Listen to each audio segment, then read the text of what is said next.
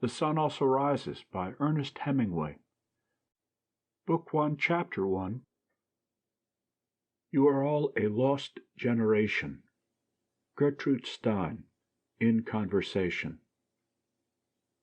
One generation passeth away, and another generation cometh, but the earth abideth forever. The sun also ariseth, and the sun goeth down, and hasteth to the place where he arose. The wind goeth toward the south, and turneth about unto the north. It whirleth about continually, and the wind returneth again according to his circuits. All the rivers run into the sea, yet the sea is not full. Unto the place from whence the rivers come, thither they return again. Ecclesiastes. Book 1. Chapter 1. Robert Cohn was once middleweight boxing champion of Princeton. Do not think that I am very much impressed by that as a boxing title, but it meant a lot to Cohn. He cared nothing for boxing. In fact, he disliked it, but he learned it painfully and thoroughly to counteract the feeling of inferiority and shyness he had felt on being treated as a Jew at Princeton. There was a certain inner comfort in knowing he could knock down anybody who was snooty to him. Although, being very shy and a thoroughly nice boy, he never fought except in the gym. He was Spider Kelly's star pupil. Spider Kelly taught all his young gentlemen to box like featherweights, no matter whether they weighed 105 or 205 pounds, but it seemed to fit Cohn. He was really very fast. He was so good that Spider promptly overmatched him and got his nose permanently flattened. This increased Cohn's distaste for boxing, but it gave him a certain satisfaction of some strange sort, and it certainly improved his nose.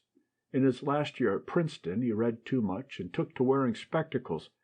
I never met any one of his class who remembered him. They did not even remember that he was middleweight boxing champion. I mistrust all frank and simple people, especially when their stories hold together. And I always had a suspicion that perhaps Robert Cohn had never been middleweight boxing champion, and that perhaps a horse had stepped on his face, or that maybe his mother had been frightened or seen something, or that he had, maybe, bumped into something as a young child. But I finally had somebody verify the story from Spider Kelly. Spider Kelly not only remembered Cohn, he had often wondered what had become of him. Robert Cohn was a member, through his father, of one of the richest Jewish families in New York, and through his mother of one of the oldest. At the military school where he prepped for Princeton, played a very good end on the football team, no one had made him race-conscious. No one had ever made him feel he was a Jew, and hence any different from anybody else, until he went to Princeton. He was a nice boy, a friendly boy, and very shy, and it made him bitter. He took it out in boxing, and he came out of Princeton with painful self-consciousness and the flattened nose, and was married by the first girl who was nice to him. He was married 5 years, had 3 children, lost most of the $50,000 his father left him, the balance of the estate having gone to his mother, hardened into a rather unattractive mold under domestic unhappiness with a rich wife. And just when he had made up his mind to leave his wife, she left him and went off with a miniature painter. As he had been thinking for months about leaving his wife and had not done it because it would be too cruel to deprive her of himself, her departure was a very healthful shock. The divorce was arranged, and Robert Cohn went out to the coast. In California, he fell among literary people, and as he still had a little of the 50,000 left, in a short time he was backing a review of the arts. The review commenced publication in Carmel, California, and finished in Provincetown, Massachusetts. By that time, Cohn, who had been regarded purely as an angel, and whose name had appeared on the editorial page merely as a member of the advisory board, had become the sole editor. It was his money, and he discovered he liked the authority of editing. He was sorry when the magazine became too expensive, and he had to give it up. By that time, though, he had other things to worry about. He had been taken in hand by a lady who hoped to rise with the magazine. She was very forceful, and Cohn never had a chance of not being taken in hand. Also, he was sure that he loved her. When this lady saw that the magazine was not going to rise, she became a little disgusted with Cohn, and decided she might as well get what there was to get while there was still something available. So she urged that they go to Europe, where Cohn could write. They came to Europe, where the lady had been educated, and stayed 3 years. During these 3 years, the first spent in travel, the last 2 in Paris, Robert Cohn had 2 friends, Braddox and myself. Braddox was his literary friend. I was his tennis friend. The lady who had him, her name was Frances, found toward the end of the 2nd year that her looks were going, and her attitude towards Robert changed from one of careless possession and exploitation to the absolute determination that he should marry her. During this time Robert's mother had settled an allowance on him, about $300 a month. During 2 years and a half I do not believe that Robert Cohn looked at another woman. He was fairly happy, except that, like many people living in Europe, he would rather have been in America, and he had discovered writing. He wrote a novel, and it was not really such a bad novel as the critics later called it, although it was a very poor novel. He read many books, played bridge, played tennis, and boxed at a local gymnasium. I first became aware of his lady's attitude towards him one night after the 3 of us had dined together. We had dined at l'Avenue, and afterwards went to the Café de Versailles for coffee. We had several fines after the coffee, and I said I must be going. Cohn had been talking about the 2 of us going off somewhere on a week-end trip. He wanted to get out of town and get in a good walk. I suggested we fly to Strasbourg and walk up to St. Odile, or somewhere or other in Alsace. I know a girl in Strasbourg who can show us the town, I said. Somebody kicked me under the table.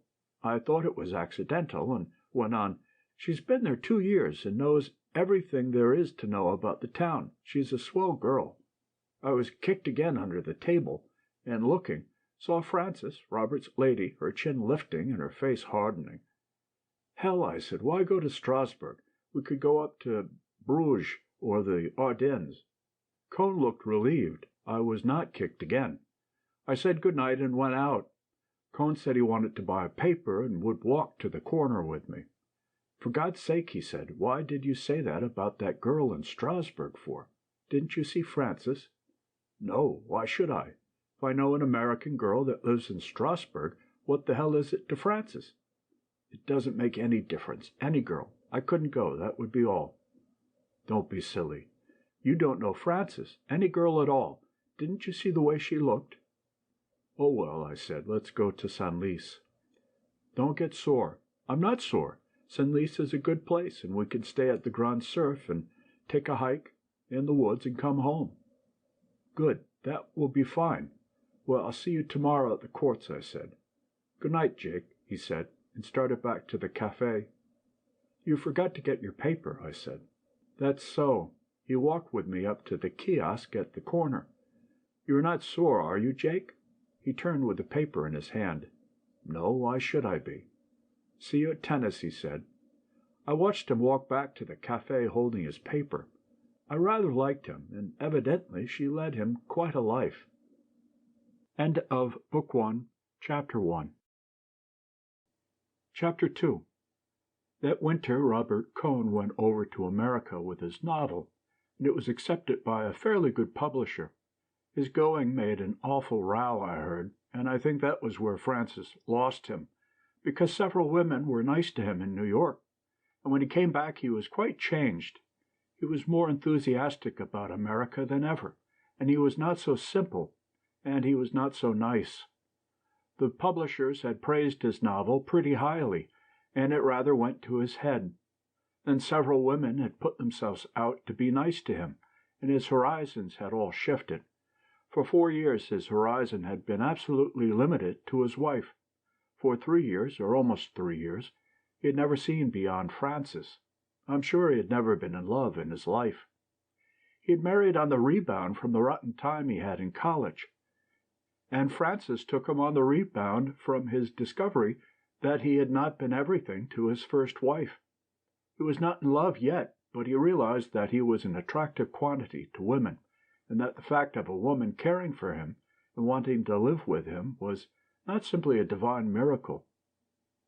This changed him so that he was not so pleasant to have around. Also, playing for higher stakes than he could afford in some rather steep bridge games with his New York connections, he had held cards and won several $100s. It made him rather vain of his bridge game, and he talked several times of how a man could always make a living at bridge if he were ever forced to. Then there was another thing. He had been reading W. H. Hudson. That sounds like an innocent occupation, but Cohn had read and reread The Purple Land. The Purple Land is a very sinister book if read too late in life. It recounts splendid, imaginary, amorous adventures of a perfect English gentleman in an intensely romantic land, the scenery of which is very well described. For a man to take it at 34 as a guidebook to what life holds is about as safe as it would be for a man of the same age to enter Wall Street direct from a French convent, equipped with a complete set of the more practical Alger books. Cohn, I believe, took every word of The Purple Land as literally as though it had been an R.G. Dunn report. You understand me, he made some reservations, but on the whole the book to him was sound. It was all that was needed to set him off. I did not realize the extent to which it had set him off till one day he came into my office. "Hello, Robert," I said. "Did you come in to cheer me up?" "Would you like to go to South America, Jake?" he asked. "No." "Why not?" "I don't know. I never wanted to go. Too expensive. You can see all the South Americans you want in Paris anyway." "They're not the real South Americans." "They look awfully real to me." "I'd a boat train to catch with a week's mail stories, and only half of them written." "Do you know any dirt?" I asked. "No. None of your exalted connections getting divorces." "No. Listen, Jake. If I handled both our expenses, would you go to South America with me?" "Why me?" "You could talk Spanish, and it would be more fun with two of us." "No," I said. "I like this town, and I go to Spain in the summertime." "All my life I've wanted to go on a trip like that," Cohn said. He sat down. "I'll be too old before I can ever do it." "Don't be a fool," I said. "You can go anywhere you want. You've got plenty of money." "I know, but I can't get started." "Cheer up," I said. "All countries look just like the moving pictures." But I felt sorry for him. He had it badly. I can't stand it, to think my life is going so fast and I'm not really living it. Nobody ever lives their life all the way up except bullfighters.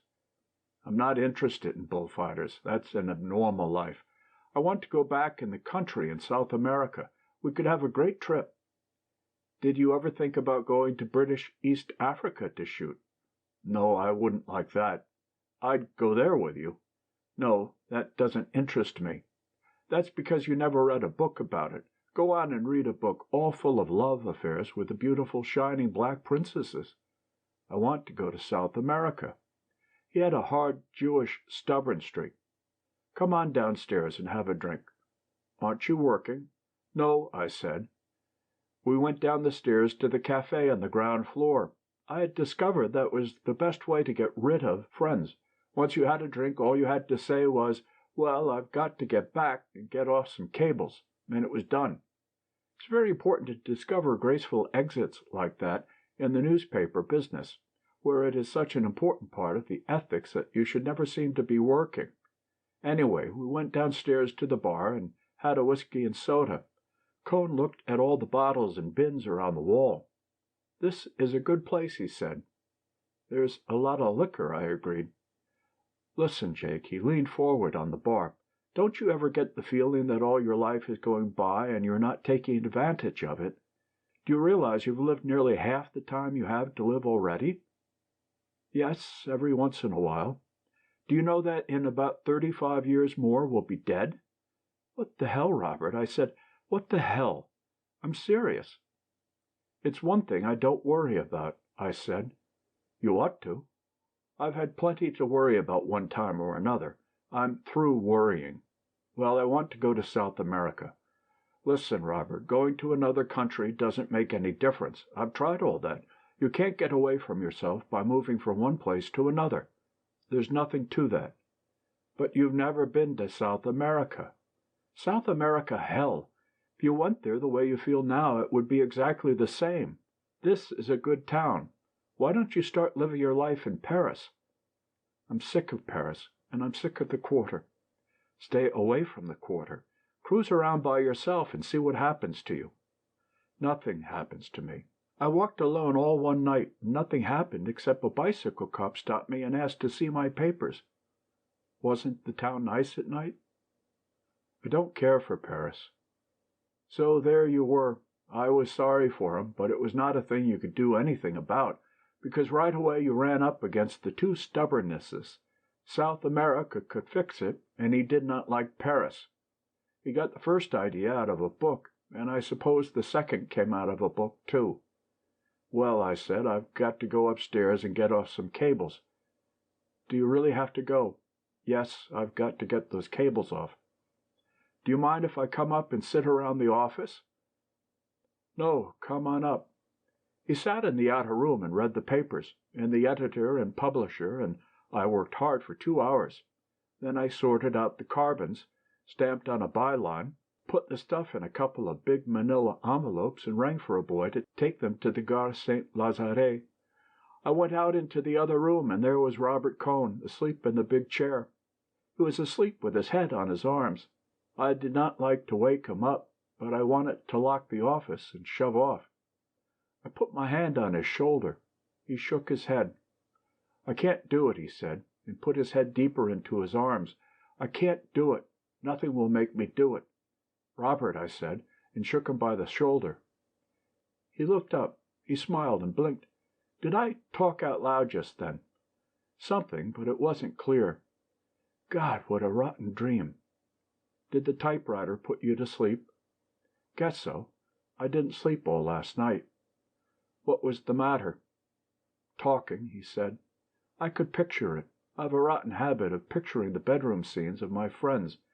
We went out to the Café Napolitain to have an apéritif and watch the evening crowd on the boulevard." End of Chapter 2. Chapter 3. It was a warm spring night, and I sat at a table on the terrace of the Napolitain after Robert had gone, watching it get dark and the electric signs come on, and the red and green stop-and-go traffic signal, and the crowd going by, and the horse-cabs clippity-clopping along at the edge of the solid taxi traffic, and the pulla going by, singly and in pairs, looking for the evening meal. I watched a good-looking girl walk past the table, and watched her go up the street and lost sight of her, and watched another, and then saw the first one coming back again. She went by once more, and I caught her eye. She came over and sat down at the table. The waiter came up. "Well, what will you drink?" I asked. "Pernod." "That's not good for little girls." "Little girl yourself." "Dites garçon, un Pernod." "A Pernod for me, too." "What's the matter?" she asked. "Going on a party?" "Sure. Aren't you?" "I don't know. You never know in this town." "Don't you like Paris?" "No." "Why don't you go somewhere else?" "Isn't anywhere else." "You're happy, all right." "Happy hell." Pernod is greenish imitation absinthe. When you add water, it turns milky. It tastes like licorice, and it has a good uplift, but it drops you just as far. We sat and drank it, and the girl looked sullen. "Well," I said, "are you going to buy me a dinner?" She grinned, and I saw why she made a point of not laughing. With her mouth closed, she was a rather pretty girl. I paid for the saucers, and we went out to the street. I hailed a horse-cab, and the driver pulled up at the curb. Settled back in the slow, smoothly rolling fiacre, we moved up the Avenue de l'Opéra, past the locked doors of the shops, their windows lighted, the avenue broad and shiny and almost deserted. The cab passed the New York Herald bureau with the window full of clocks. "What are all the clocks for?" she asked. "They show the hour all over America." "Don't kid me." We turned off the avenue, up the Rue des Pyramides, through the traffic of the Rue de Rivoli, and through a dark gate into the Tuileries. She cuddled against me, and I put my arm around her. She looked up to be kissed. She touched me with one hand, and I put her hand away. "Never mind. What's the matter? You sick?" "Yes. Everybody's sick. I'm sick, too." We came out of the Tuileries into the light, and crossed the Seine, and then turned up the Rue des Saints-Pères. "You oughtn't to drink Pernod if you're sick." "You neither. It doesn't make any difference with me. It doesn't make any difference with a woman." "What are you called?" "Georgette. How are you called?" "Jacob. That's a Flemish name." "American, too?"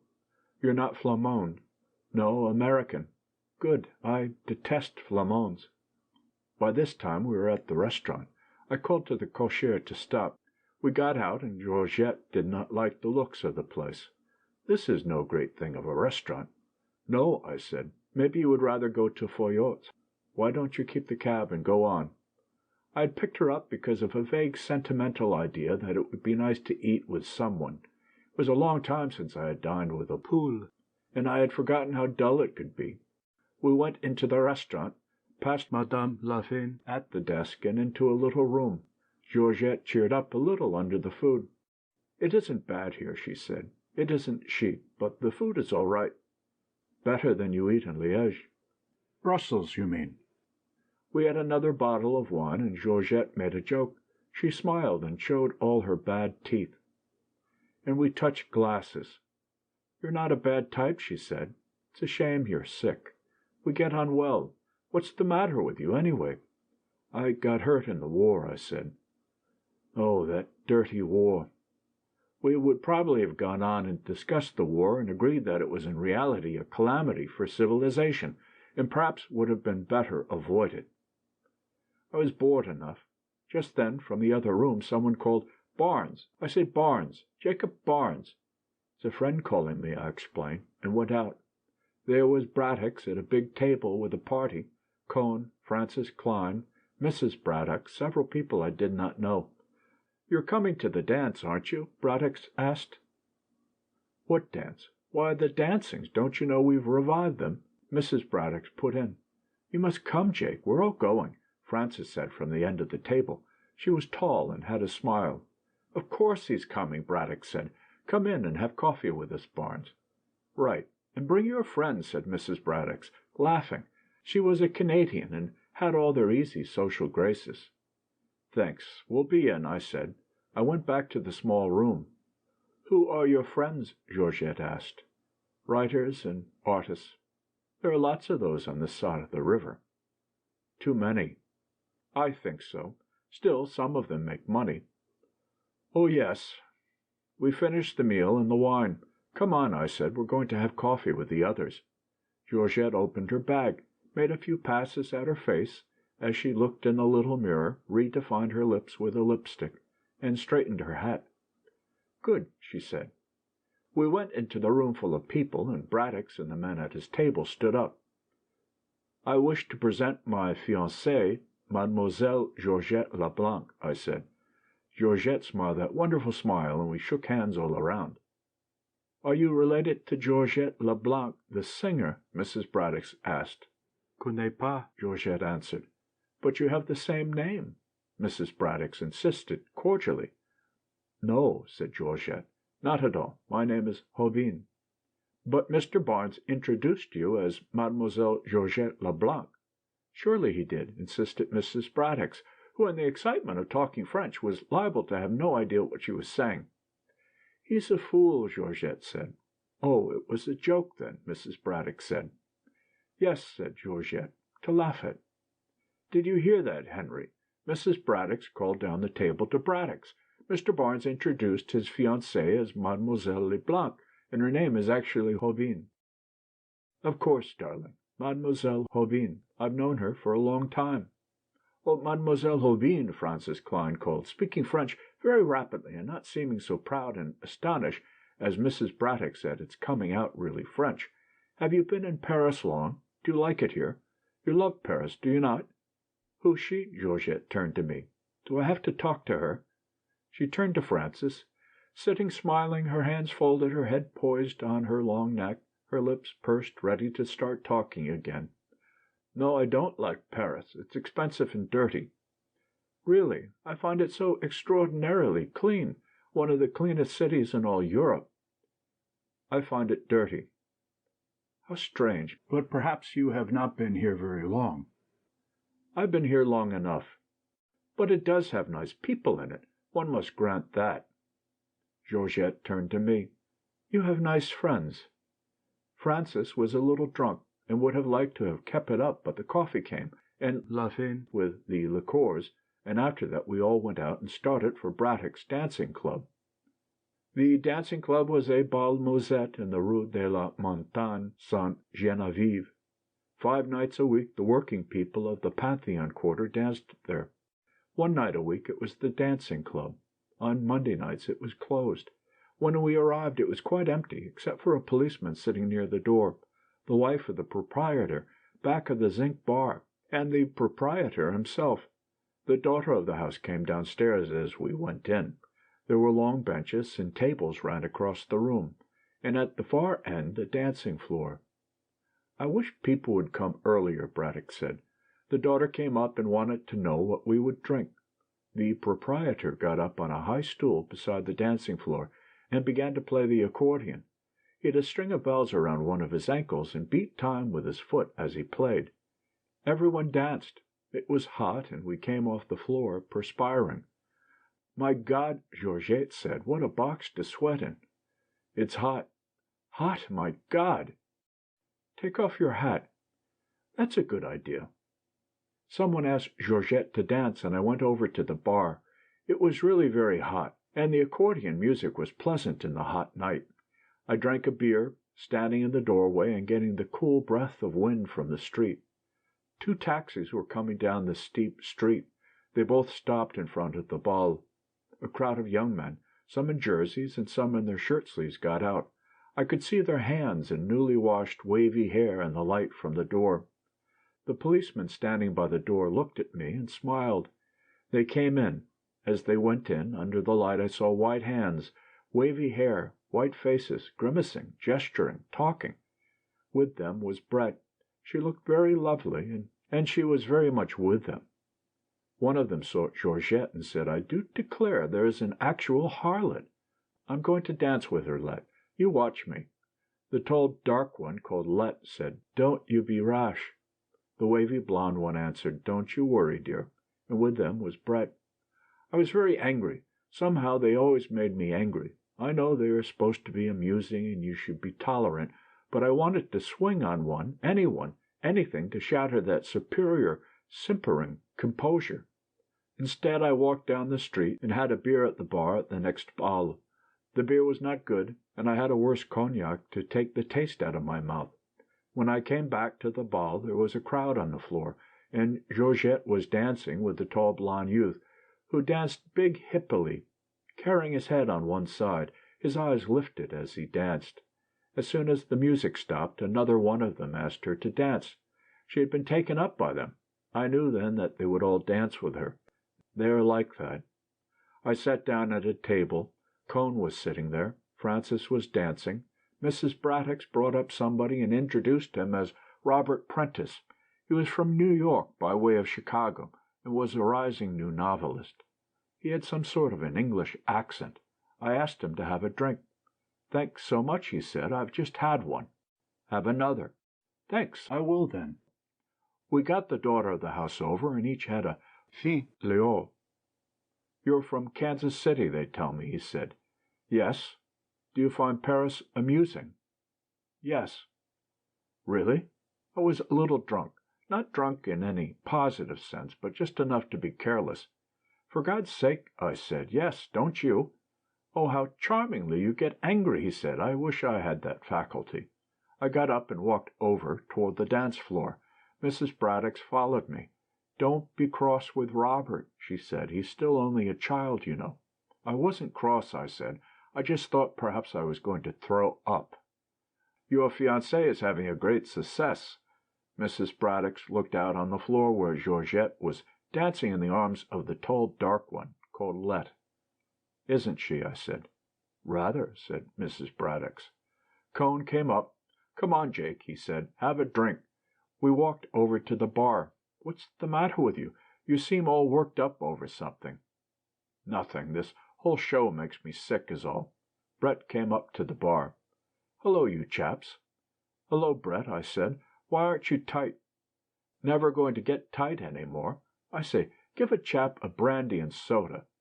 She stood holding the glass, and I saw Robert Cohn looking at her. He looked a great deal as his compatriot must have looked when he saw the Promised Land. Cohn, of course, was much younger, but he had that look of eager, deserving expectation. Brett was damned good-looking. She wore a slip-over jersey sweater and a tweed skirt, and her hair was brushed back like a boy's. She started all that. She was built with curves like the hull of a racing yacht, and you missed none of it with that wool jersey. "It's a fine crowd you're with, Brett," I said. "Aren't they lovely? And you, my dear, where did you get it?" "At the Napolitain." "And have you had a lovely evening?" "Oh, priceless," I said. Brett laughed. "It's wrong of you, Jake. It's an insult to all of us. Look at Francis there, and Joe." This for Cohn's benefit. "It's in restraint of trade," Brett said. She laughed again. "You're wonderfully sober," I said.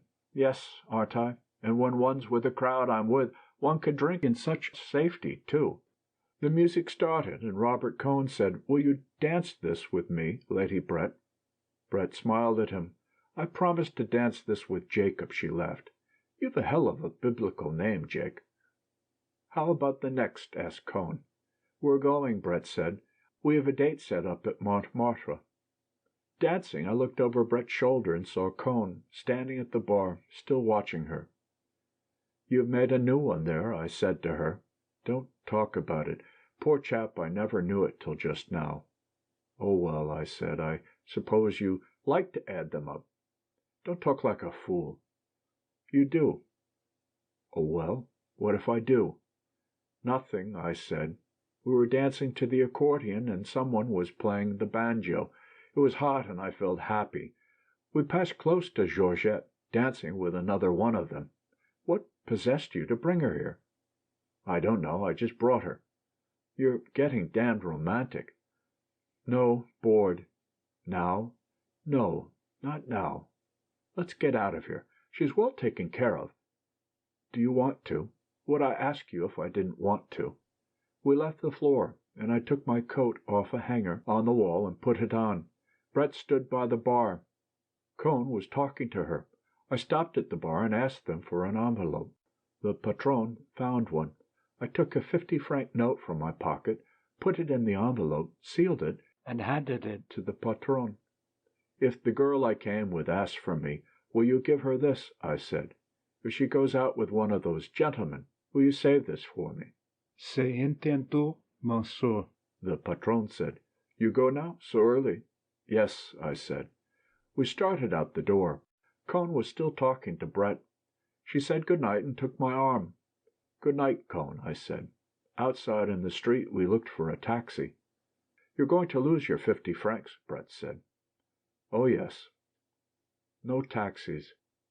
We could walk up to the Pantheon and get one. "Come on, and we'll get a drink in the pub next door and send for one." "You wouldn't walk across the street?" "Not if I could help it." We went into the next bar, and I sent for a waiter for a taxi. "Well," I said, "we're out away from them." We stood against the tall zinc bar and did not talk, and looked at each other. The waiter came and said the taxi was outside. Brett pressed my hand hard. I gave the waiter a franc, and we went outside. "Where should I tell him?" I asked. "Oh, tell him to drive around." I told the driver to go to the Parc Montsouris, and got in, and slammed the door. Brett was leaning back in the corner, her eyes closed. I got in and sat beside her. The cab started with a jerk. "Oh, darling, I've been so miserable," Brett said. End of Chapter 3. Chapter 4. The taxi went up the hill, past the lighted square, then on into the dark, still climbing, then leveled out onto a dark street behind Saint-Étienne-des-Monts, went smoothly down the asphalt, past the trees and the standing bus at the Place de la Contrescarpe, and turned on to the cobbles of the Rue Mouffetard. There were lighted bars and laid-open shops on each side of the street. We were sitting apart, and we jolted close together going down the old street. Brett's hat was off. Her head was back. I saw her face in the lights from the open shops. Then it was dark. Then I saw her face clearly as we came out of the Avenue des Gobelins. The street was torn up, and the men were working on the car tracks by the light of acetylene flares. Brett's face was white, and the long line of her neck showed in the bright light of the flares. The street was dark again, and I kissed her. Our lips were tight together, and then she turned away and pressed against the corner of the seat, as far away as she could get. Her head was down. "Don't touch me," she said. "Please don't touch me." "What's the matter?" "I can't stand it." "Oh, Brett, you mustn't. You must. No, I can't stand it, that's all. Oh, darling, please understand." "Don't you love me?" "Love you? I simply turn all to jelly when you touch me." "Isn't there anything we can do about it?" She was sitting up now. My arm was around her, and she was leaning back against me, and we were quite calm. She was looking into my eyes with that way she had of looking that made you wonder whether she really saw out of her own eyes. They would look on and on after every one else's eyes, and the world would have stopped looking. She looked as though there were nothing on earth she would not look at like that, and really she was afraid of so many things. "There's not a damn thing we could do," I said. "I don't know," she said. "I don't want to go through that hell again." "We'd better keep away from each other." "But, darling, I have to see you. It isn't all that, you know." "No, but it always gets to be." "That's my fault. Don't we pay for all the things we do, though?" She had been looking into my eyes all the time. Her eyes had different depths. Sometimes they seemed perfectly flat. Now you could see all the way into them. "When I think of the hell I put chaps through, I'm paying for it now." "Don't talk like a fool," I said. "Besides, what happened to me is supposed to be funny. I never think about it." "Oh, no, I'll lay you don't." "Well, let's shut up about it." "I laughed about it, too, myself, once. She wasn't looking at me. A friend of my brother's came home that way from the Mons. It seemed like a hell of a joke. Chaps never know anything, do they?" "No," I said. "Nobody ever knows anything." I was pretty well through with the subject. As one time or another I'd probably considered it from most of its various angles, including the one that certain injuries or imperfections are a subject of merriment while remaining quite serious for the person possessing them. "It's funny," I said. "It's very funny. And it's a lot of fun, too, to be in love." "Do you think so?" Her eyes looked flat again. "I don't mean fun that way. In a way, it's an enjoyable feeling." "No," she said. "I think it's hell on earth." "It's good to see each other." "No, I don't think it is." "Don't you want to?" "I have to." We were sitting now like two strangers. On the right was the Parc Montsouris, the restaurant where they have the pool of live trout, where you can sit and look out over the park, was closed and dark. The driver leaned his head around. "Where do you want to go?" I asked. Brett turned her head away. "Oh, go to the Select." "Café Select," I told the driver. "Boulevard Montparnasse." We drove straight down, turning around the Lion de Belfort that guards the passing Montrouge trams. Brett looked straight ahead.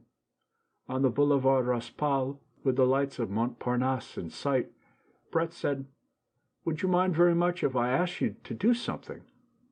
"Don't be silly." "Kiss me just one more time before we get there." When the taxi stopped, I got out and paid. Brett came out, putting on her hat. She gave me her hand as she stepped down. Her hand was shaky. "I say, do I look too much of a mess?" She pulled the man's felt hat down and started in for the bar. Inside, against the bar and at tables, were most of the crowd who had been at the dance. "Hello, you chaps," Brett said. "I'm going to have a drink." "Oh, Brett, the little Greek portrait painter, who called himself a duke, and whom everybody called Zizi, pushed up to her. "I got something fine to tell you." "Hello, Zizi," Brett said. "I want you to meet a friend," Zizi said. A fat man came up. "Count Mipi Polopoulos, meet my friend Lady Ashley." "How do you do?" said Brett. "Well, does your ladyship have a good time here in Paris?" asked Count Mipipolopoulos, who wore an elk's tooth on his watch-chain. "Rather," said Brett. "Paris is a fine town, all right," said the Count, "but I guess you have pretty big doings yourself over in London." "Oh, yes," said Brett, "enormous." Braddock's called to me from a table. "Barnes," he said, "have a drink. That girl of yours got in a frightful row." "What about?" "Something the patron's daughter said. A corking row. She was rather splendid, you know. Showed her yellow card and demanded the patron's daughter's too. I say it was a row." "What finally happened?" "Oh, someone took her home. Not a bad-looking girl. Wonderful command of the idiom. Do stay and have a drink." "No," I said, "I must shove off. Seen Cohn?" "He went home with Francis," Mrs. Braddock put in. "Poor chap, he looks awfully down," Braddock said. "I dare say he is," said Mrs. Braddock. "I have to shove off," I said. "Good night." I said good night to Brett at the bar. The Count was buying champagne. "Will you take a glass of wine with us, sir?" he asked. "No, thanks awfully. I have to go."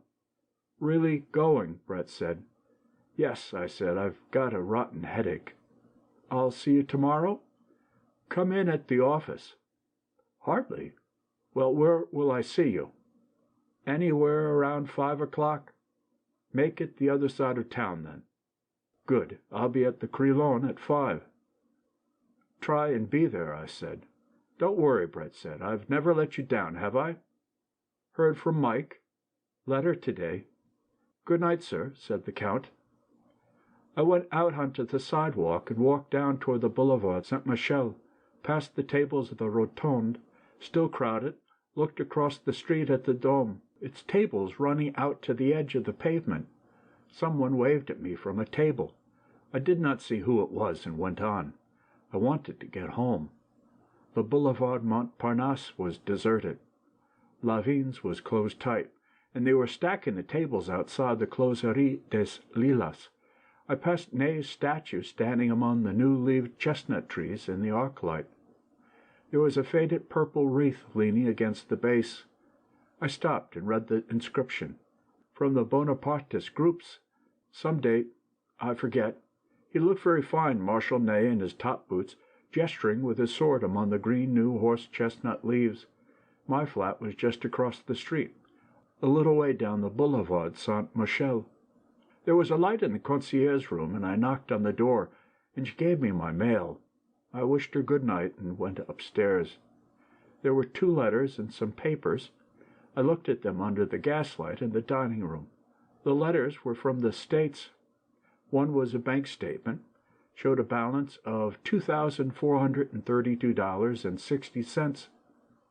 I got out my checkbook and deducted 4 checks drawn since the first of the month, and I discovered I had a balance of $1,832.60. I wrote this on the back of the statement. The other letter was a wedding announcement. Mr. and Mrs. Aloysius Kirby announced the marriage of their daughter Catherine. I knew neither the girl nor the man she was marrying. They must be circulating the town. It was a funny name. I felt sure I could remember anyone with a name like Aloysius. It was a good Catholic name. There was a crest on the announcement, like Zizi, the Greek dupe. And that Count was funny. Brett had a title, too. Lady Ashley. To hell with Brett. To hell with you, Lady Ashley. I lit the lamp beside the bed, turned off the gas, and opened the wide windows. The bed was far back from the windows, and I sat with the windows open and undressed by the bed. Outside, a night train, running on the streetcar tracks, went by carrying vegetables to the markets. They were noisy at night when you could not sleep. Undressing, I looked at myself in the mirror of the big armoire beside the bed. That was a typically French way to furnish a room. Practical, too, I suppose. Of all the ways to be wounded, I suppose it was funny. I put on my pajamas and got into bed. I had the 2 bullfight papers, and I took the wrappers off. One was orange, the other yellow. They would both have the same news, so whichever I read first would spoil the other. Le Toril was the better paper, so I started to read it. I read it all the way through, including the petite correspondence and the chronograms. I blew out the lamp. Perhaps I would be able to sleep. My head started to work, the old grievance. Well, it was a rotten way to be wounded and flying on a joke front like the Italian. In the Italian hospital we were going to form a society. It had a funny name in Italian. I wonder what became of the others, the Italians. That was the Ospedale in Milano, Padiglione Ponte. The next building was the Padiglione Zonda. There was a statue of Ponce, or maybe it was Zonda. That was where the liaison colonel came to visit me. That was funny. That was about the first funny thing. I was all bandaged up, but they had told him about it. Then he made that wonderful speech. You, a foreigner, an Englishman, any foreigner was an Englishman, have given more than your life. What a speech! I would like to have it illuminated to hang in the office. He never laughed. He was putting himself in my place, I guessed. Che mala fortuna, che mala fortuna. I never used to realize it, I guess. I try and play it along and just not make trouble for people. Probably I never would have had any trouble if I hadn't run into Brett when they shipped me to England. I suppose she only wanted what she couldn't have. Well, people were that way. To hell with people. The Catholic Church had an awfully good way of handling all that. Good advice, anyway. Not to think about it. Oh, it was swell advice. Try and take it sometime. Try and take it. I lay awake thinking, and my mind jumping around. Then I couldn't keep away from it, and I started to think about Brett, and all the rest of it went away. Was thinking about Brett, and my mind stopped jumping around and started to go in sort of smooth waves. Then all of a sudden I started to cry. Then after a while it was better, and I lay in bed and listened to the heavy trams go by and way down the street, and then I went to sleep. I woke up. There was a row going on outside. I listened, and I thought I recognized a voice. I put on a dressing gown and went to the door. The concierge was talking downstairs. She was very angry. I heard my name and called down the stairs. "Is that you, Monsieur Barnes?" The concierge called. "Yes, it's me. There's a species of woman here who's waked the whole street up. What kind of a dirty business at this time of night? She says she must see you. I've told her you're asleep." Then I heard Brett's voice. Half asleep, I have been sure it was Georgette. I don't know why. She could not have known my address. "Will you send her up, please?" Brett came up the stairs. I saw she was quite drunk. "Silly thing to do," she said. "Make an awful row. I say, you weren't asleep, were you?" "What did you think I was doing?" "Don't know. What time is it?" I looked at the clock. It was 4:30. "Had no idea what hour it was," Brett said. "I say, can a chap sit down?" "Don't be cross, darling. Just left the Count. He brought me here." "What's he like?" I was getting brandy and soda in glasses. "Just a little," said Brett. "Don't try and make me drunk." "The Count?" "Oh, rather. He's quite one of us." "Is he a count?" "Here's how. I rather think so, you know. Deserves to be, anyhow. Knows hell's own amount about people. Don't know where he got it all. Owns a chain of sweet shops in the States." She sipped at her glass. "Think he called it a chain, something like that, linked them all up, told me a little about it. Damned interesting. He's one of us, though. Oh, quite. No doubt. One can always tell." She took another drink. "How do I buck on about all this? You don't mind, do you? He's putting up for Zizi, you know." "Is Zizi really a duke? I should wonder. Greek, you know. Rotten painter. I rather liked the Count. Where did you go with him?" "Oh, everywhere. He just brought me here now. Offered me $10,000 to go to Biarritz with him." "How much is that in pounds?" "Round 2,000. "Lot of money. I told him I couldn't do it. He was awfully nice about it. Told him I knew too many people in Biarritz." Brett laughed. "I say, you were slow on the uptake," she said. "I'd only sipped my brandy and soda. I took a long drink." "That's better. Very funny," Brett said. Then he wanted me to go to Cohn's with him. Then I told him I knew too many people in Cannes. Monte Carlo. Told him I knew too many people in Monte Carlo. Told him I knew too many people everywhere. Quite true, too. So I asked him to bring me here. She looked at me, her hand on the table, her glass raised. Don't look like that, she said. Told him I was in love with you. True, too. Don't look like that. He was damn nice about it. Wants to drive us out to dinner tomorrow night. Like to go? Why not? I'd better go now. Why? Just wanted to see you. Damn silly idea.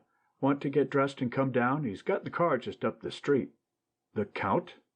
Himself and a chauffeur in livery. Going to drive me around and have breakfast and the boys. Hampers. Got it all at Zelli's. Dozen bottles of Mums. Tempt you?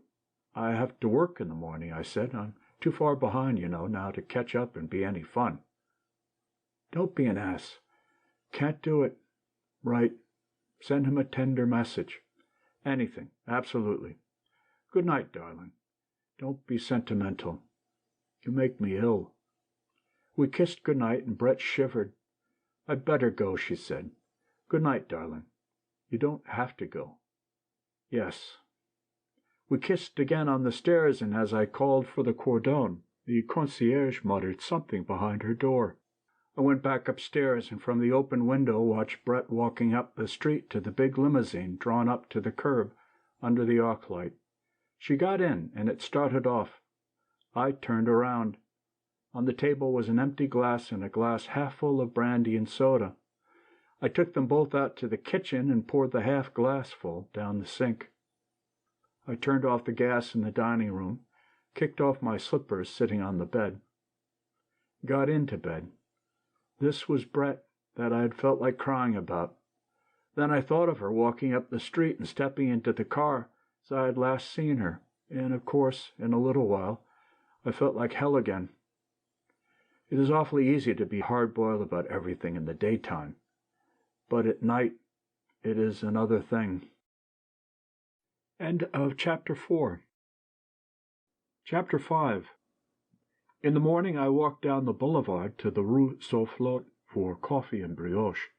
It was a fine morning. The horse-chestnut trees in the Luxembourg Gardens were in bloom. There was the pleasant early morning feel of a hot day. I read the papers with the coffee and then smoked a cigarette. The flower women were coming up from the market and arranging their daily stock.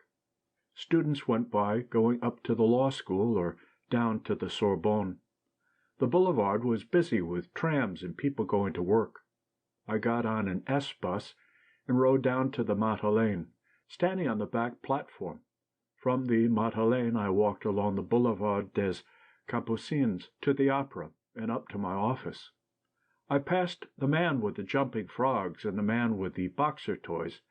I stepped aside to avoid walking on the thread with which his girl assistant manipulated the boxers.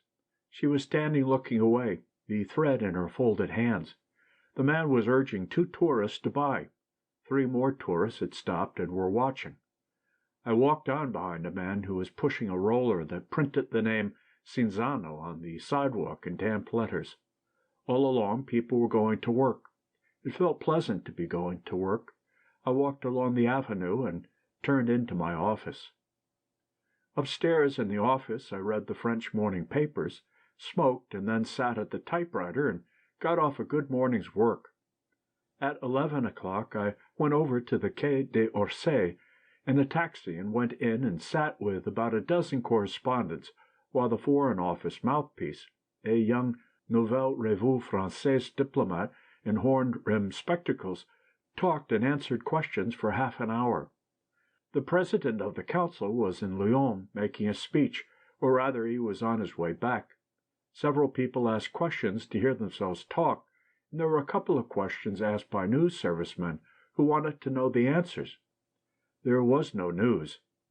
I shared a taxi back from the Quai d'Orsay with Woolsey and Crum.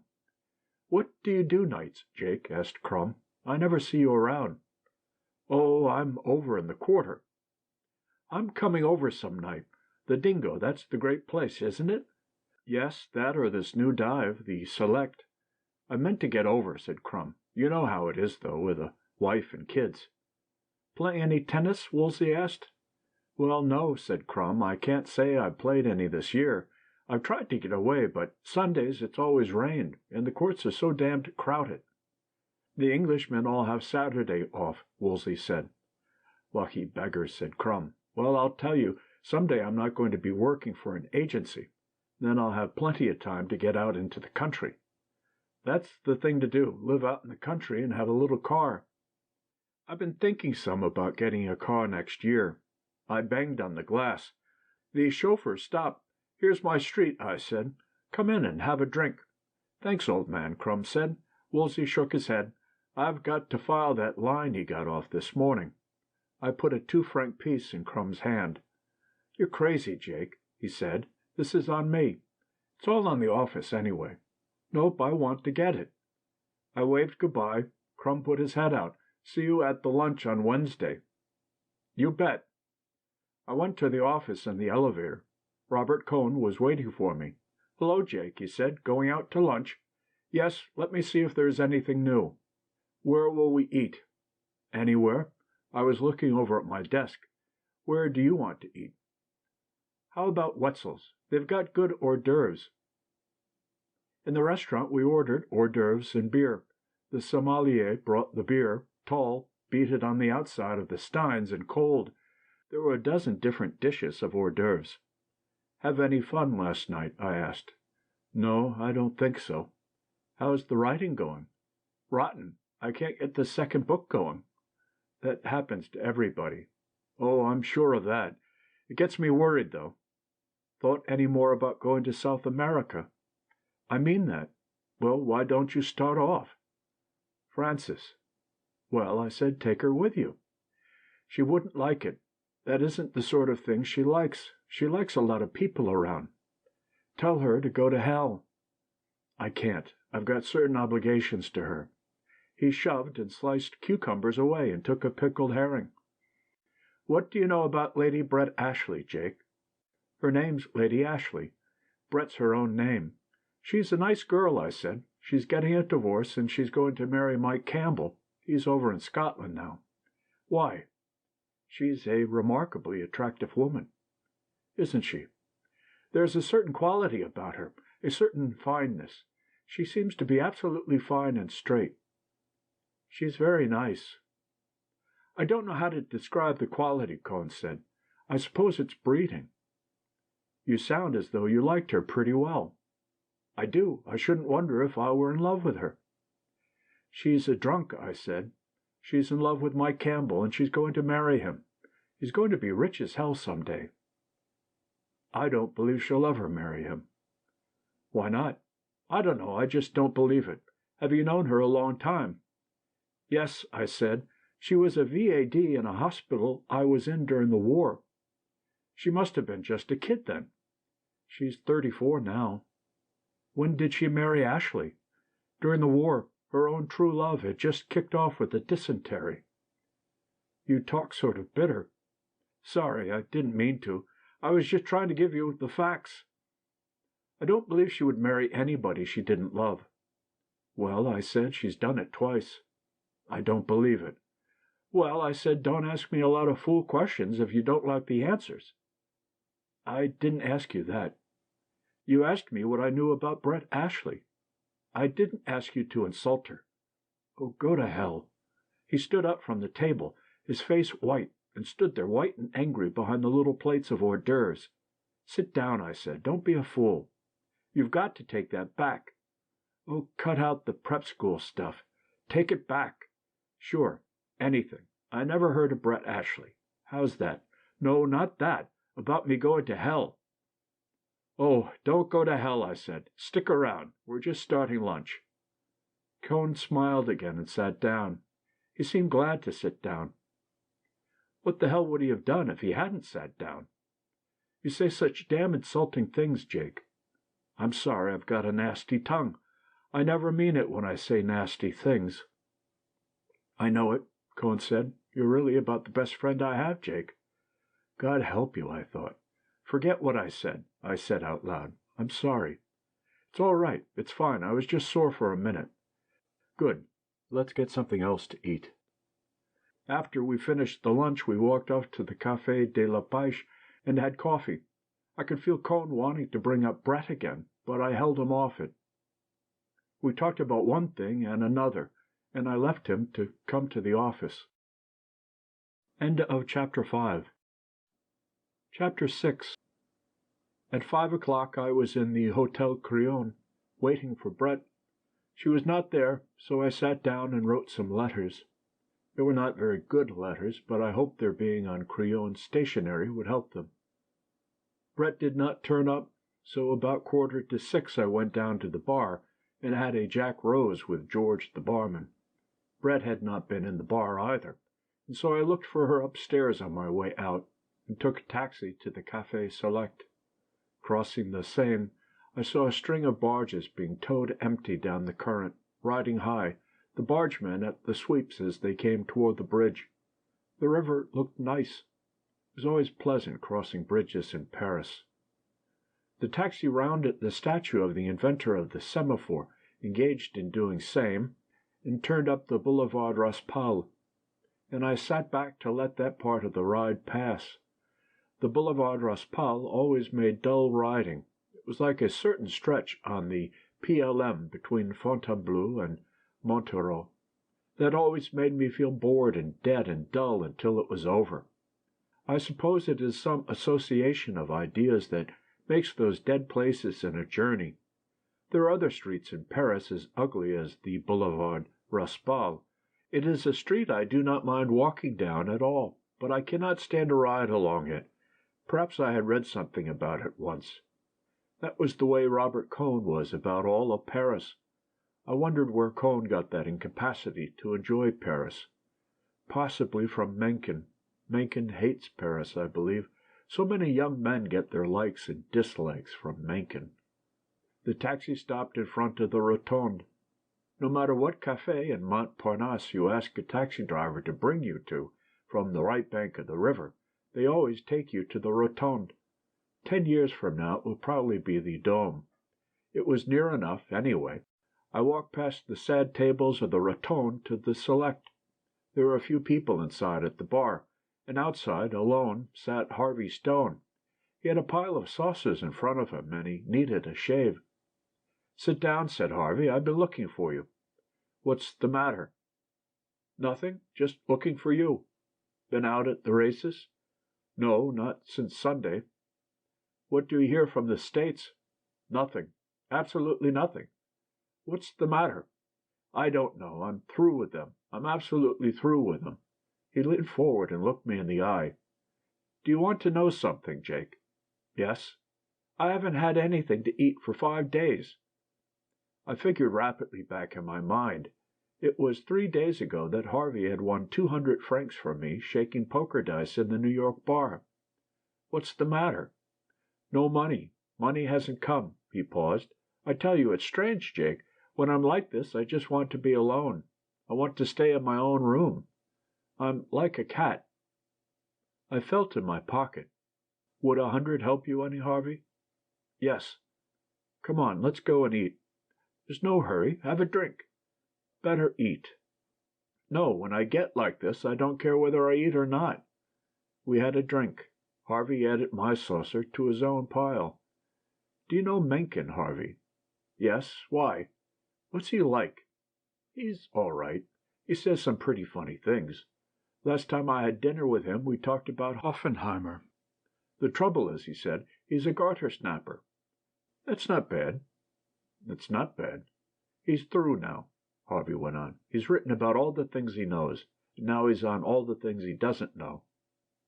"I guess he's all right," I said. "I just can't read him."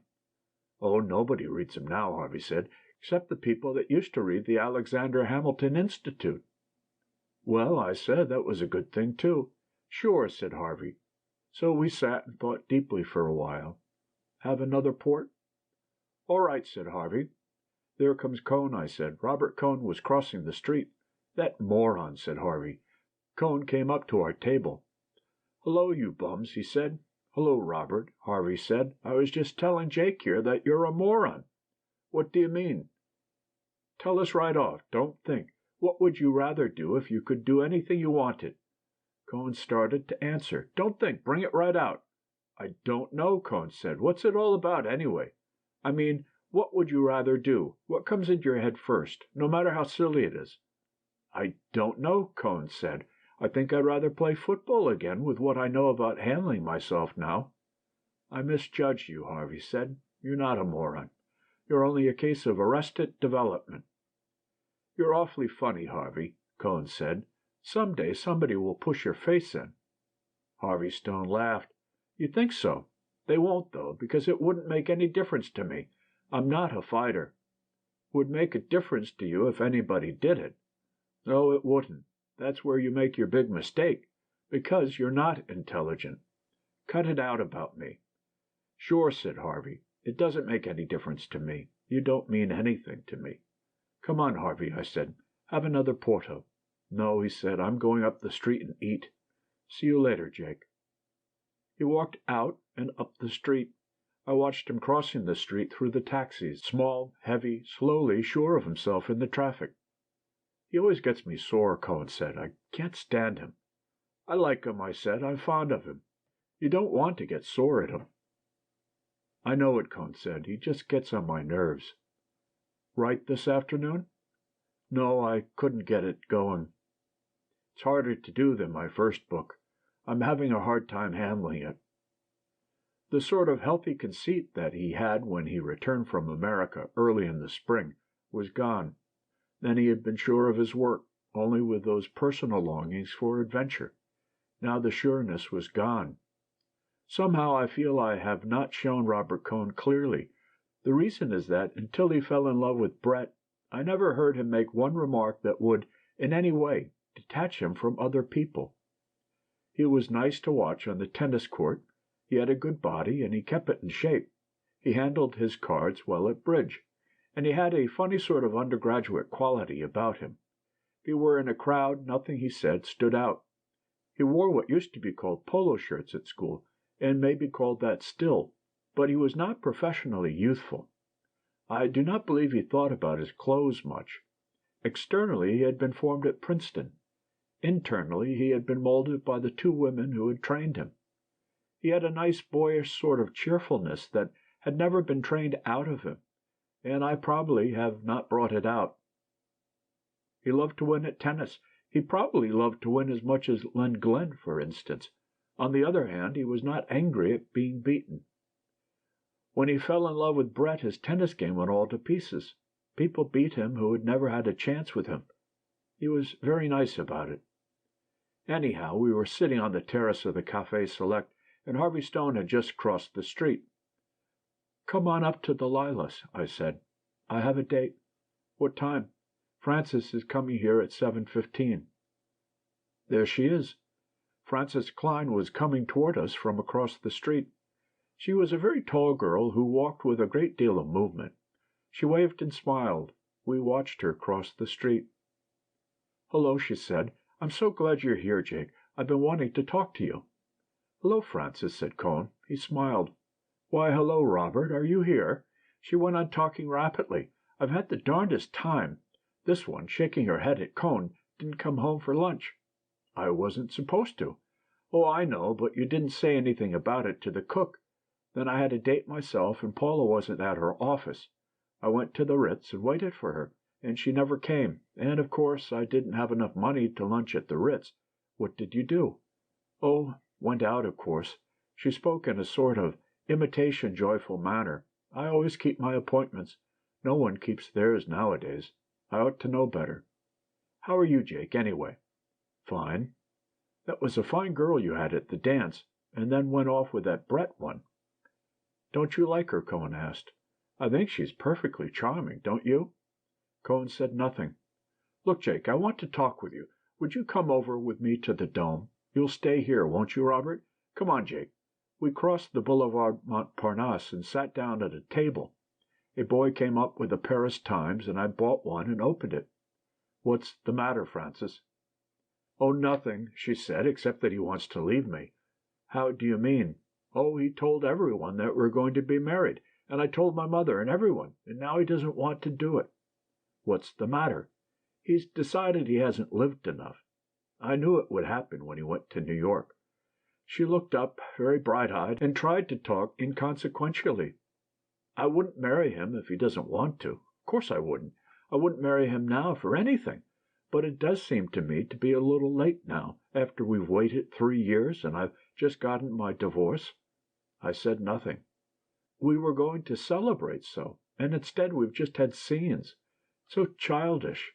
We have dreadful scenes, and he cries and begs me to be reasonable, but he says he just can't do it. It's rotten luck."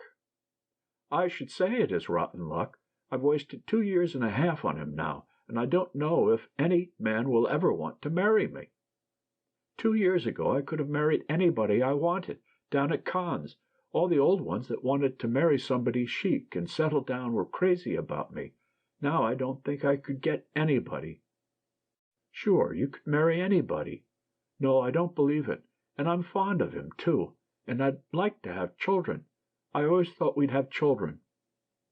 She looked at me very brightly. "I never liked children much, but I don't want to think I'll never have them. I always thought I'd have them and then like them."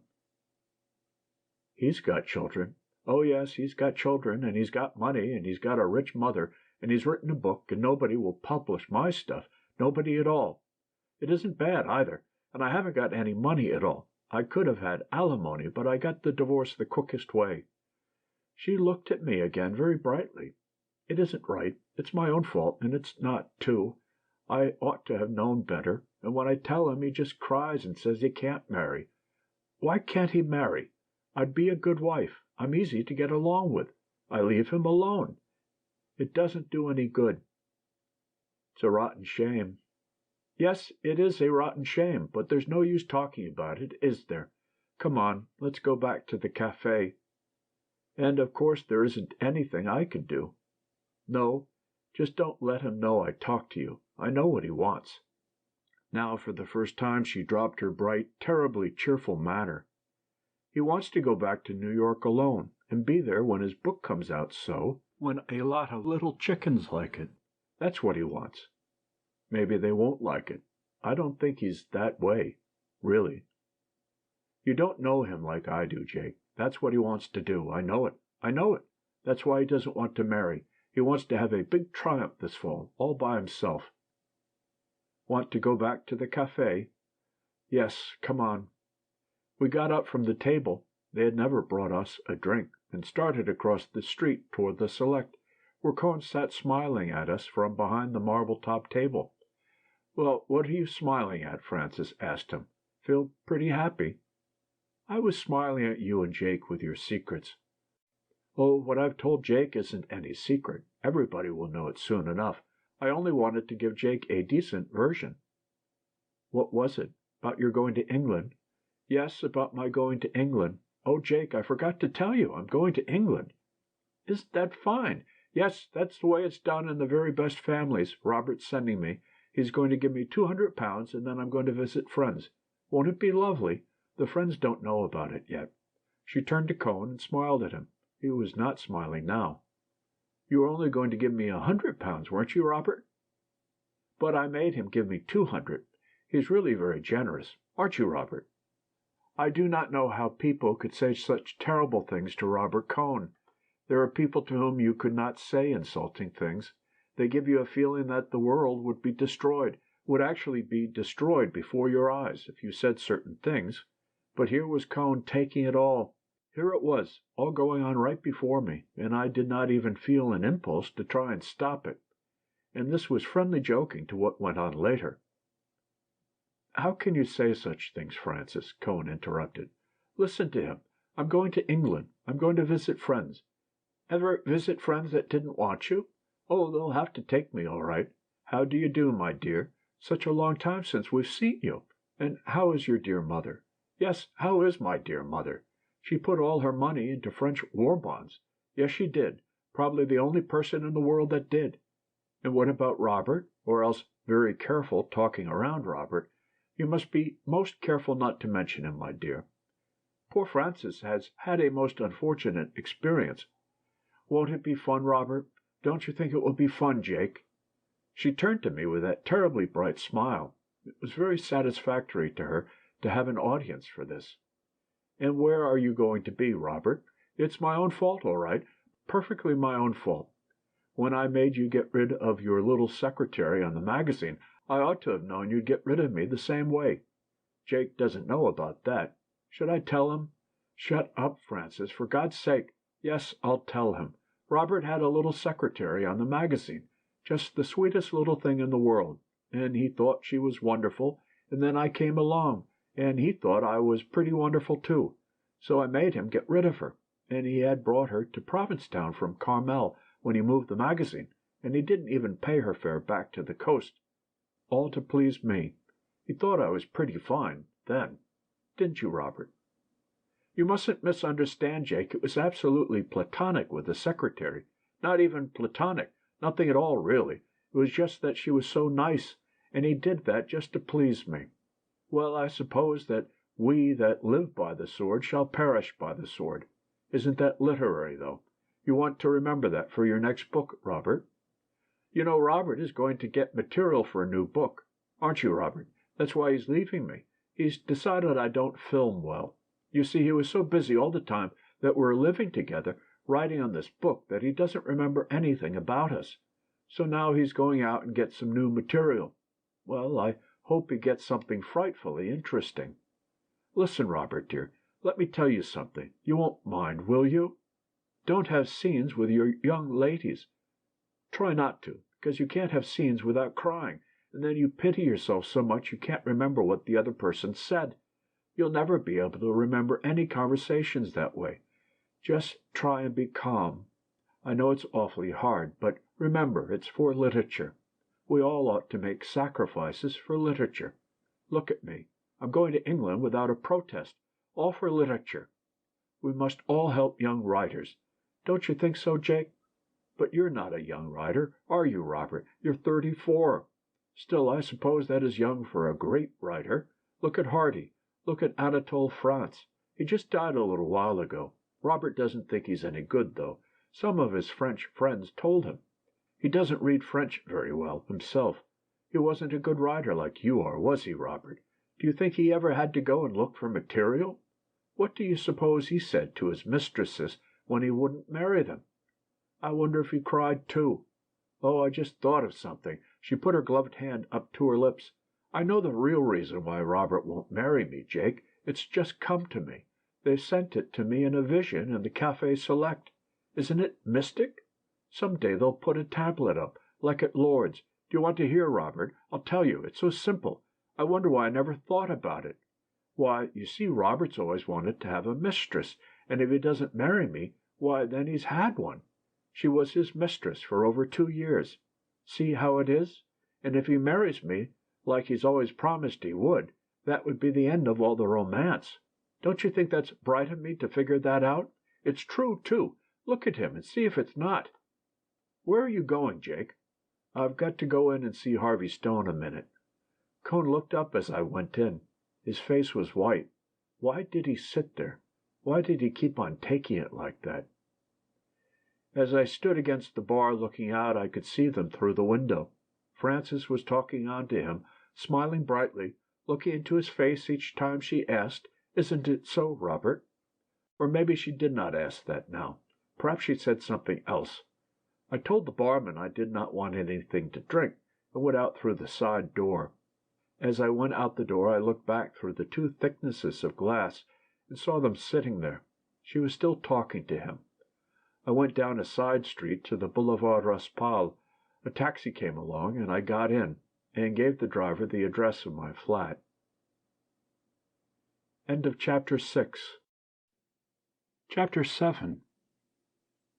As I started up the stairs, the concierge knocked on the glass of the door of her lodge, and as I stopped she came out.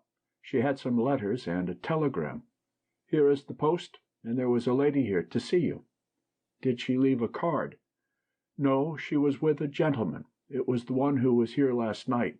In the end, I find she is very nice." "Was she with a friend of mine?"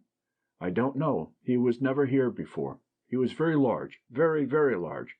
She was very nice, very, very nice. Last night she was, perhaps, a little She put her head on one hand and rocked it up and down. "I'll speak perfectly frankly, Monsieur Barnes. Last night I found her not so genteel. Last night I formed another idea of her. But listen to what I tell you. She is très gentille. She is of very good family. It is a thing you could see." "They did not leave any word?" "Yes, they said they would be back in an hour." "Send them up when they come." "Yes, Monsieur Barnes. And that lady there is someone. An eccentric, perhaps, but quelqu'un. The concierge, before she became a concierge, had owned a drink-selling concession at the Paris race-courses. Her life-work lay in the pelouse, but she kept an eye on the people of the passage, and she took great pride in telling me which of my guests were well brought up, which were of good family, who were sportsmen, a French word pronounced with the accent on the men.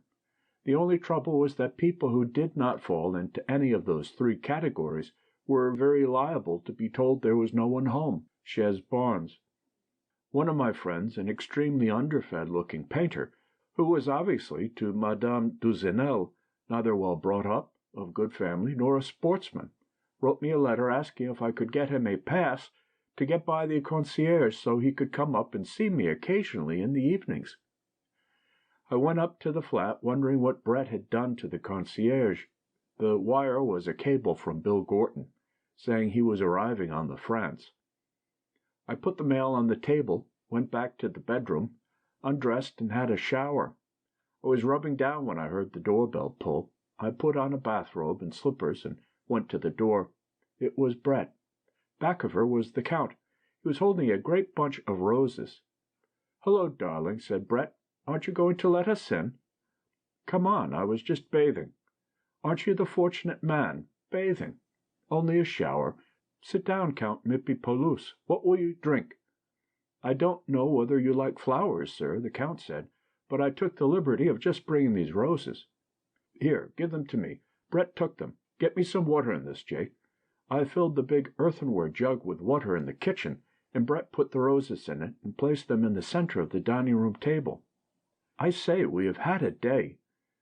"You don't remember anything about a date with me at the Crillon?" "No. Did we have one? I must have been blind." "You were quite drunk, my dear," said the Count. "Wasn't I, though? And the Count's been a brick, absolutely. You've got hell's own drag with the concierge now." "I ought to have. Gave her 200 francs." "Don't be a damned fool." "His," she said, and nodded at the Count. "I thought we ought to give her a little something for last night. It was very late." "He's wonderful," Brett said. "He remembers everything that's happened." "So do you, my dear." "Fancy," said Brett. "Who'd want to? I say, Jake, do we get a drink? You get it while I go in and dress. You know where it is." "Rather." While I dressed, I heard Brett put down glasses and then a siphon, and then heard them talking.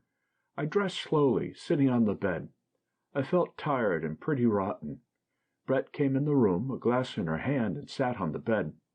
"What's the matter, darling? Do you feel rocky?" She kissed me coolly on the forehead.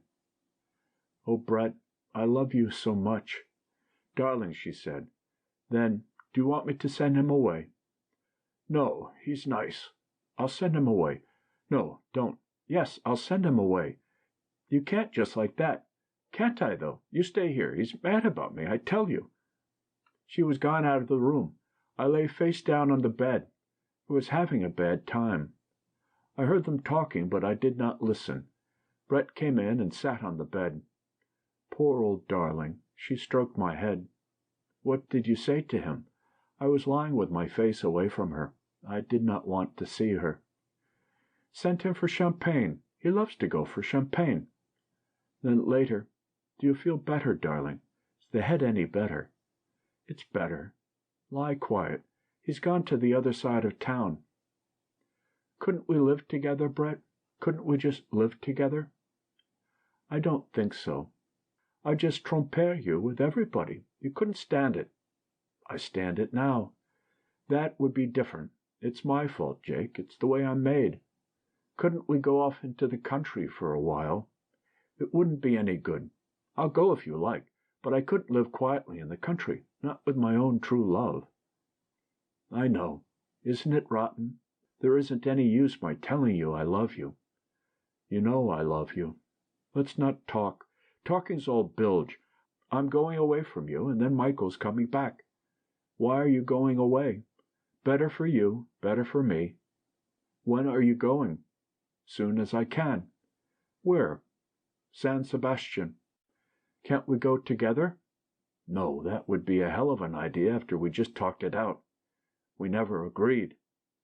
Oh, you know as well as I do. Don't be obstinate, darling. Oh, sure, I said. I know you're right. I'm just low, and when I'm low, I talk like a fool. I sat up, leaned over, found my shoes beside the bed, and put them on. I stood up. Don't look like that, darling. How do you want me to look? Oh, don't be a fool. I'm going away tomorrow. Tomorrow? Yes, didn't I say so? I am. Let's have a drink, then. The Count will be back. Yes, he should be back. You know he's extraordinary about buying champagne. It means any amount to him. We went into the dining room. I took up the brandy bottle and poured Brett a drink, and one for myself. There was a ring at the bell pull. I went to the door, and there was the Count.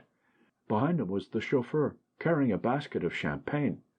"Where should I have him put it, sir?" asked the Count. "In the kitchen," Brett said. "Put it in there, Henry," the Count motioned. "Now go down and get the ice." He stood looking after the basket inside the kitchen door. "I think you'll find that it's very good wine," he said. "I know we don't get much of a chance to judge good wine in the States now, but I got this from a friend of mine that's in the business."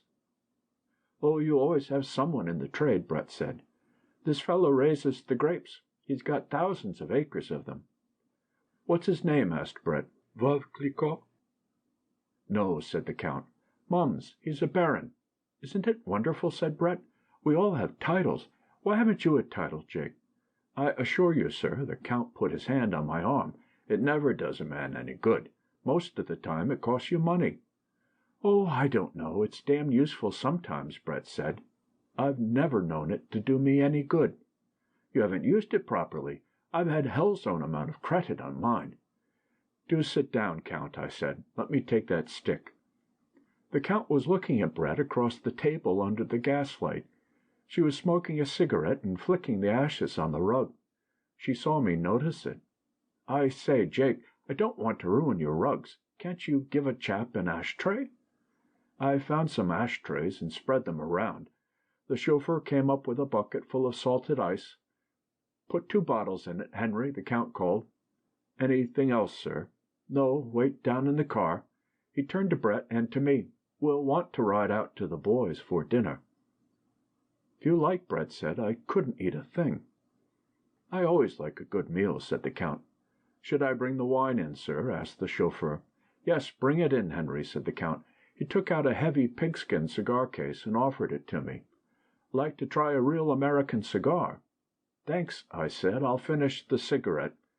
He cut off the end of his cigar with a gold cutter he wore on one end of his watch chain. "I like a cigar to really draw," said the Count. "Half the cigars you smoke don't draw." He lit the cigar, puffed at it, looking across the table at Brett. "And when you're divorced, Lady Ashley, then you won't have a title." "No, what a pity." "No," said the Count, "you don't need a title. You got class all over you." "Thanks, awfully decent of you." "I'm not joking you." The Count blew a cloud of smoke. "You've got the most class of anybody I ever seen. You got it, that's all." "Nice of you," said Brett. "Mummy would be pleased. Couldn't you write it out, and I'll send it in a letter to her?" "I'd tell her too," said the Count. "I'm not joking you. I never joke people. Joke people and you make enemies. That's what I always say." "You're right," Brett said. "You're terribly right. I always joke people, and I haven't a friend in the world. Except Jake here." "You don't joke him?" "That's it." "Do you now?" asked the Count. "Do you joke him?" Brett looked at me and wrinkled up the corners of her eyes. "No," she said, "I wouldn't joke him." "See," said the Count, "you don't joke him." "This is a hell of a dull talk," Brett said. "How about some of that champagne?" The Count reached down and twirled the bottles in the shiny bucket. "It isn't cold yet. You're always drinking, my dear. Why don't you just talk?" "I've talked too ruddy much. I've talked myself all out to Jake." "I should like to hear you really talk, my dear. When you talk to me, you never finish your sentences at all. Leave 'em for you to finish. Let anyone finish them as they like." "It is a very interesting system." The Count reached down and gave the bottles a twirl. "Still, I would like to hear you talk some time." "Isn't he a fool?" Brett asked. Now the Count brought up a bottle. "I think this is cool." I brought a towel, and he wiped the bottle dry and held it up. "I like to drink champagne from magnums. The wine is better, but it would have been too hard to cool." He held the bottle, looking at it. I put out the glasses. "I say, you might open it," Brett suggested. "Yes, my dear. Now I'll open it." It was amazing champagne. "I say, that is wine." Brett held up her glass. "We ought to toast something. Here's to royalty." "This wine is too good for toast drinking, my dear. You don't want to mix emotions up with a wine like that. You lose the taste." Brett's glass was empty. "You ought to write a book on wines, Count," I said. "Mr. Barnes," answered the Count, "all I want out of wines is to enjoy them." "Let's enjoy a little more of this." Brett pushed her glass forward. The Count poured very carefully. "There, my dear. Now you enjoy that slowly, and then you can get drunk." "Drunk? Drunk? My dear, you are charming when you are drunk. Listen to the man." "Mr. Barnes." The Count poured my glass full. "She is the only lady I have ever known who is as charming when she is drunk as when she is sober." "You haven't been around much, have you?" "Yes, my dear, I have been around very much. I've been around a very great deal." "Drink your wine," said Brett. "We've all been around. I dare say Jake here has seen as much as you have." "My dear, I am sure Mr. Barnes has seen a lot." "Don't you think I don't think so, sir? I have seen a lot, too." "Of course you have, my dear," Brett said. "I was only ragging." "I've been in 7 wars and 4 revolutions," the Count said. "Soldiering?" Brett asked. "Sometimes, my dear, and I've got arrow wounds. Have you ever seen arrow wounds?" "Let's have a look at them." The Count stood up, unbuttoned his vest, and opened his shirt. He pulled up the undershirt onto his chest and stood, his chest black, and big stomach muscles bulging under the light. "You see them?" Below the line where his ribs stopped were 2 raised white welts. See in the back where they come out? Above the small of the back were the same 2 scars, raised as thick as a finger. "I say, those are something." "Clean through." The Count was tucking in his shirt. "Where did you get those?" I asked. "In Abyssinia, when I was 21 years old." "What were you doing?" asked Brett. "Were you in the army?" "I was on a business trip, my dear." "I told you he is one of us, didn't I?" Brett turned to me. "I love you, Count. You're a darling." "You make me very happy, my dear, but it isn't true." "Don't be an ass." "You see, Mr. Barnes, it is because I have lived very much that now I can enjoy everything so well. Don't you find it like that?" "Yes, absolutely." "I know," said the Count. "That is the secret. You must get to know the values." "Doesn't anything ever happen to your values?" Brett asked. "No, not any more." "Never fall in love?" "Always," said the Count. "I am always in love." "What does that do to your values?" "That, too, has got a place in my values." "You haven't any values. You're dead, that's all." "No, my dear, you're not right. I'm not dead at all." We drank 3 bottles of the champagne, and the Count left the basket in my kitchen. We dined at a restaurant in the Bois. It was a good dinner. Food had an excellent place in the Count's values. So did wine. The Count was in fine form during the meal. So was Brett. It was a good party. "Where would you like to go?" asked the Count after dinner. We were the only people left in the restaurant. The 2 waiters were standing over against the door. They wanted to go home. "We might go up on the hill," Brett said. "Haven't we had a splendid party?" The Count was beaming. He was very happy. "You are very nice people," he said. He was smoking a cigar again. "Why don't you get married, you 2?" "We want to lead our own lives," I said. "We have our careers," Brett said. "Come on, let's get out of this." "Have another brandy," the Count said. "Get it on the hill." "No, have it here where it is quiet." "You and your quiet," said Brett. "What is it men feel about quiet?" "We like it," said the Count. "Like you like noise, my dear." "All right," said Brett. "Let's have one." "Sommelier," the Count called. "Yes, sir." "What is the oldest brandy you have?" 1811, sir? Bring us a bottle. I say, don't be ostentatious. Call him off, Jake. Listen, my dear, I get more value for my money in old brandy than in any other antiquities." "Got many antiquities?" "I got a house full." Finally we went up to Montmartre. Inside Zelli's it was crowded, smoky, and noisy. The music hit you as you went in. Brett and I danced. It was so crowded we could barely move. The nigger drummer waved at Brett.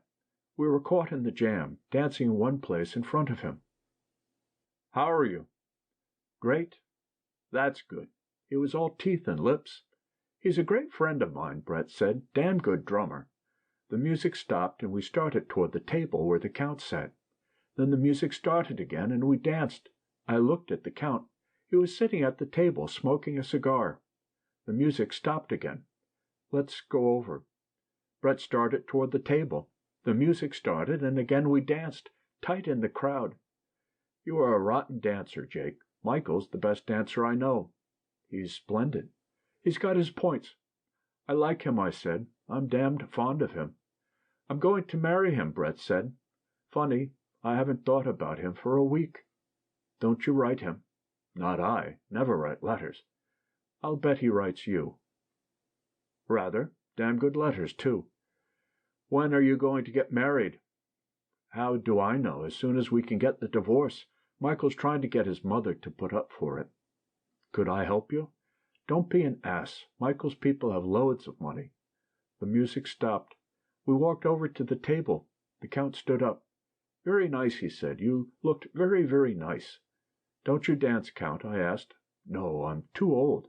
"Oh, come off it," Brett said. "My dear, I would do it if I would enjoy it. I enjoy to watch you dance." "Splendid," Brett said. "I'll dance again for you sometime. I say, what about your little friend Zizi?" "Let me tell you, I support that boy, but I don't want to have him around. He is rather hard. You know, I think that boy's got a future, but personally I don't want him around. Jake's rather the same way. He gives me the willies." "Well," the Count shrugged his shoulders, "about his future you can't ever tell. Anyhow, his father was a great friend of my father." "Come on, let's dance," Brett said. We danced. It was crowded and close. "Darling," Brett said, "I'm so miserable. I had that feeling of going through something that has all happened before." "You were happy a minute ago." The drummer shouted, "You can't two-time. It's all gone. What's the matter?" "I don't know. I just feel terribly." The drummer chanted, then turned to his sticks. "Want to go." I had the feeling as in a nightmare of it being something repeated, something I'd been through, and that now I must go through again. The drummer sang softly. "Let's go," said Brett. "You don't mind." The drummer shouted and grinned at Brett. "All right," I said. We got out from the crowd. Brett went to the dressing room. "Brett wants to go," I said to the Count. He nodded. "Does she? That's fine. You take the car. I'm going to stay here for a while, Mr. Barnes." We shook hands. "It was a wonderful time," I said. "I wish you would let me get this." I took a note out of my pocket. "Mr. Barnes, don't be ridiculous," the Count said. Brett came over with her wrap on. She kissed the Count and put her hand on his shoulder to keep him from standing up. As we went out the door, I looked back, and there were 3 girls at his table. We got into the big car. Brett gave the chauffeur the address of her hotel. "No, don't come up," she said, at the hotel. She had rung, and the door was unlatched. "Really?" "No, please." "Good night, Brett," I said. "I'm sorry you feel rotten." "Good night, Jake. Good night, darling. I won't see you again." We kissed standing at the door. She pushed me away. We kissed again. "Oh, don't," Brett said. She turned quickly and went into the hotel. The chauffeur drove me around to my flat. I gave him 20 francs, and he touched his cap and said, "Good night, sir," and drove off. I rang the bell. The door opened, and I went upstairs and went to bed. End of Chapter 7. Book 2, Chapter 8. I did not see Brett again until she came back from San Sebastian. One card came from her from there. It had a picture of a concha and said, "Darling, very quiet and healthy. Love to all the chaps. Brett." Nor did I see Robert Cohn again. I heard Frances had left for England, and I had a note from Cohn saying he was going out in the country for a couple of weeks. He did not know where, but that he wanted to hold me to the fishing trip in Spain we had talked about last winter. I could reach him always, he wrote, through his bankers. Brett was gone. I was not bothered by Cohn's troubles. I rather enjoyed not having to play tennis. There was plenty of work to do. I went often to the races, dined with friends, and put in some extra time at the office getting things ahead so I could leave it in charge of my secretary when Bill Gorton and I should shove off to Spain the end of June. Bill Gorton arrived, put up a couple of days at the flat, and went off to Vienna. He was very cheerful and said the States were wonderful. New York was wonderful.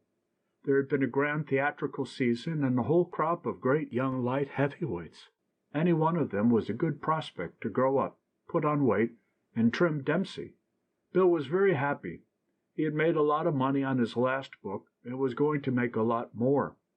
We had a good time when he was in Paris, and then he went off to Vienna. He was coming back in 3 weeks, and we would leave for Spain to get in some fishing and go to the fiesta at Pamplona. He wrote that Vienna was wonderful. Then a card from Budapest. Jake, Budapest is wonderful.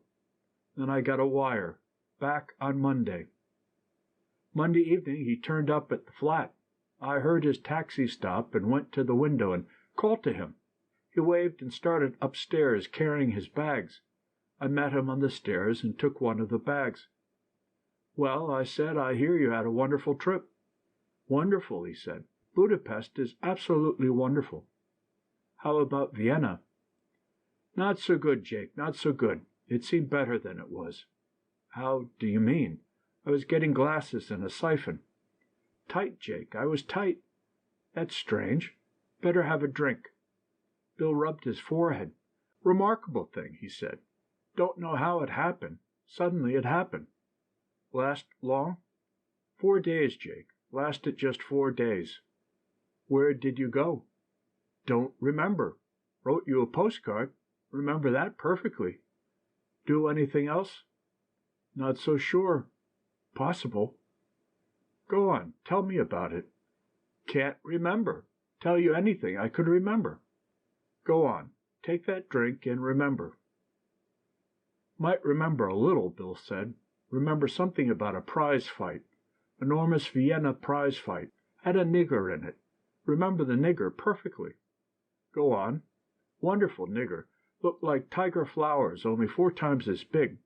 All of a sudden everybody started to throw things. Not me. Nigger just knocked local boy down. Nigger put up his glove. Wanted to make a speech. Awful noble-looking nigger. Started to make a speech. Then local white boy hit him. Then he knocked white boy cold. Then everybody commenced to throw chairs. Nigger went home with us in our car. Couldn't get his clothes. Wore my coat. Remember the whole thing now. Big sporting evening." "What happened?" "Loaned the nigger some clothes and went around with him to try and get his money. Claimed nigger owed the money on account of wrecking hall. Wonder who translated. Was it me?" "Probably it wasn't you. You're right. Wasn't me at all. Was another fellow. Think we called him the local Harvard man. Remember him now. Studying music." "How'd you come out?" "Not so good, Jake. Injustice everywhere. Promoter claimed nigger promised let local boy stay. Claimed nigger violated contract. Can't knock out Vienna boy in Vienna." "My God, Mr. Gorton," said nigger, "I didn't do nothing in there for 40 minutes but try and let him stay. That white boy must have ruptured himself swinging at me. I never did hit him." "Did you get any money?" "No money, Jake. All we could get was nigger's clothes. Somebody took his watch, too. Splendid nigger. Big mistake to have come to Vienna. Not so good, Jake. Not so good." "What became of the nigger?" "Went back to Cologne. Lives there. Married. Got a family. Going to write me a letter and send me the money I loaned him. Wonderful nigger. Hope I gave him the right address." "You probably did." "Well, anyway, let's eat," said Bill. "Unless you want me to tell you some more travel stories." "Go on. Let's eat." We went downstairs and out onto the Boulevard Saint-Michel in the warm June evening. Where will we go? Want to eat on the island? Sure. We walked down the boulevard. At the juncture of the Rue d'Enfer Rochereau with the boulevard is a statue of two men in flowing robes. I know who they are. Bill eyes the monument. Gentlemen who invented pharmacy. Don't try and fool me on Paris. We went on. Here's a taxidermist, Bill said. Want to buy anything? Nice stuffed dog? Come on, I said. You're pie-eyed. Pretty nice stuffed dogs, Bill said. Certainly brighten up your flat. Come on. Just one stuffed dog. I can take 'em or leave 'em alone, but listen, Jake, just one stuffed dog. Come on. Mean everything in the world to you after you bought it. Simple exchange of values. You give them money, they give you a stuffed dog. We'll get one on the way back. All right. Have it your way. Road to hell paved with unbought stuffed dogs. Not my fault. We went on. How'd you feel that way about dogs so sudden? Always felt that way about dogs. Always been a great lover of stuffed animals. We stopped and had a drink. Certainly like to drink, Bill said. You ought to try it sometimes, Jake. You're about 144 ahead of me. Ought not to daunt you. Never be daunted. Secret of my success. Never be daunted. Never been daunted in public. Where were you drinking? Stopped at the Crillon. George made me a couple of Jack Roses. George's a great man. Know the secret of his success? Never been daunted. You'll be daunted after about 3 more Pernots. Not in public. If I begin to feel daunted, I'll go off by myself. I'm like a cat that way. When did you see Harvey Stone? At the Crillon. Harvey was just a little daunted. Hadn't eaten for 3 days. Doesn't eat any more. Just goes off like a cat. Pretty sad. He's all right. Splendid. Wish he wouldn't keep going off like a cat, though. Makes me nervous. What'll we do tonight? Doesn't make any difference. Only let's not get daunted. Suppose they got any hard-boiled eggs here? If they had hard-boiled eggs here, we wouldn't have to go all the way down to the island to eat. Nix, I said. We're going to have a regular meal. Just a suggestion, said Bill. Want to start now? Come on. We started on again down the boulevard. A horse cab passed us. Bill looked at it. See that horse cab? Going to have that horse cab stuffed for you for Christmas. Going to give all my friends stuffed animals. I'm a nature writer. A taxi passed. Someone in it waved, then banged for the driver to stop. The taxi backed up to the curb. In it was Brett. Beautiful lady, said Bill. Going to kidnap us. Hello, Brett said. Hello. This is Bill Gorton, Lady Ashley. Brett smiled at Bill. I say, I'm just back. Haven't bathed even. Michael comes in tonight. Good. Come on and eat with us, and we'll all go to meet him. Must clean myself. Oh, rot. Come on. Must bathe. He doesn't get in till 9. Come and have a drink, then, before you bathe. Might do that. Now you're not talking rot. We got in the taxi. The driver looked around. Stop at the nearest bistro, I said. We might as well go to the Closerie, Brett said. I can't drink these rotten brandies. Closerie de Lille. Brett turned to Bill. Have you been in this pestilential city long? Just got in today from Budapest. How was Budapest? Wonderful. Budapest was wonderful. Ask him about Vienna. Vienna, said Bill, is a strange city. Very much like Paris. Brett smiled at him, wrinkling the corners of her eyes. Exactly, Bill said. Very much like Paris at this moment. You have a good start. Sitting out on the terraces of the Lilas, Brett ordered a whiskey and soda. I took one, too, and Bill took another Pernod. How are you, Jake? Great, I said. I've had a good time. Brett looked at me. I was a fool to go away, she said. One's an ass to leave Paris. Did you have a good time? Oh, all right. Interesting. Not frightfully amusing. See anybody? No, hardly anybody. I never went out. Didn't you swim? No, didn't do a thing. Sounds like Vienna, Bill said. Brett wrinkled up the corners of her eyes at him. So that's the way it was in Vienna. It was like everything in Vienna. Brett smiled at him again. You've a nice friend, Jake. He's all right, I said. He's a taxidermist. That was in another country, Bill said, and besides, all the animals were dead. One more, Brett said, and I must run. Do send the waiter for a taxi. There's a line of them, right out in front. Good. We had the drink and put Brett into her taxi. Mind you're at the Select around 10. Make him come. Michael will be there. We'll be there, Bill said. The taxi started and Brett waved. Quite a girl, Bill said. She's damn nice. Who's Michael? The man she's going to marry. Well, well, Bill said. That's always just the stage I meet anybody. What'll I send them? Think they'd like a couple of stuffed racehorses? We better eat. She really lady something or other? Bill asked, in the taxi on our way down to the Ile Saint Louis. Oh, yes, in the stud book and everything. Well, well. We ate dinner at Madame Lacombe's restaurant on the far side of the island. It was crowded with Americans, and we had to stand up and wait for a place. Someone had put it in the American Woman's Club list as a quaint restaurant on the Paris quay, as yet untouched by Americans, so we had to wait 45 minutes for a table. Bill had eaten at the restaurant in 1918, and right after the armistice, and Madame Lacombe made a great fuss over seeing him. Doesn't get us a table, though, Bill said. Grand woman, though. We had a good meal, a roast chicken, new green beans, mashed potatoes, a salad, some apple pie and cheese. You've got the world here, all right, Bill said to Madame Lacombe. She raised her hand. Oh, my God! You'll be rich. I hope so. After the coffee and affine, we got the bill, chalked up the same as ever on a slate. That was doubtless one of the quaint features, paid it, shook hands, and went out. You never come here any more, Monsieur Barnes, Madame Lacombe said. Too many compatriots. Come at lunch-time. It's not crowded then. Good. I'll be down soon. We walked along under the trees that grew out over the river on the Quai d'Orléans side of the island. Across the river were the broken walls of old houses that were being torn down. They're going to cut a street through. They would, Bill said. We walked on and circled the island.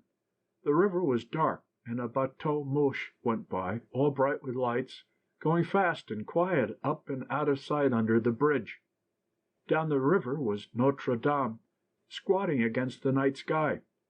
We crossed to the left bank of the Seine by the wooden footbridge from the Quai de Béthune, and stopped on the bridge and looked down the river at Notre Dame.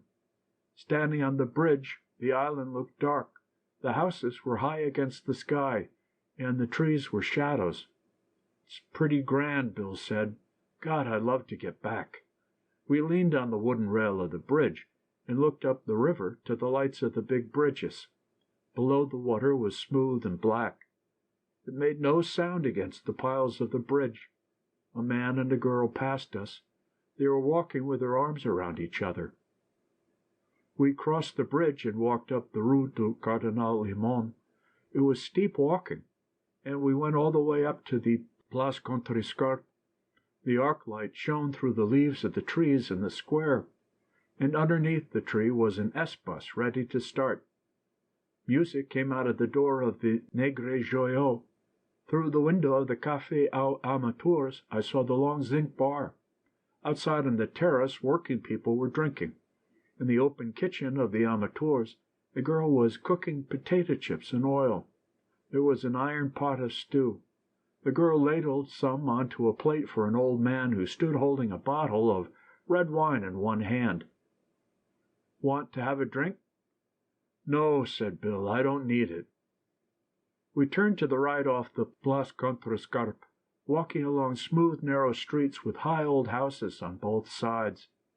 Some of the houses jutted out toward the street. Others were cut back. We came out on the Rue du Pot de Fer and followed it along until it brought us to the ridge at north and south, of the Rue Saint-Jacques, and then walked south past Val-de-Grace, set back behind the courtyard and the iron fence to the Boulevard du Port-Royal. "What do you want to do?" I asked. "Go up to the café and see Brett and Mike?" "Why not?" We walked along Port-Royal until it became Montparnasse, and then on past the Lillas, La Vignes, and all the little cafés. Demois crossed the street to the Rotonde, past its lights and tables to the Select. Michael came toward us from the tables. He was tanned and healthy looking. "Hullo, Jake," he said. "Hullo, hullo. How are you, old lad? You look very fit, Mike." "Oh, I am. I'm frightfully fit. I've done nothing but walk all day long. 1 drink a day with my mother at tea." Bill had gone into the bar.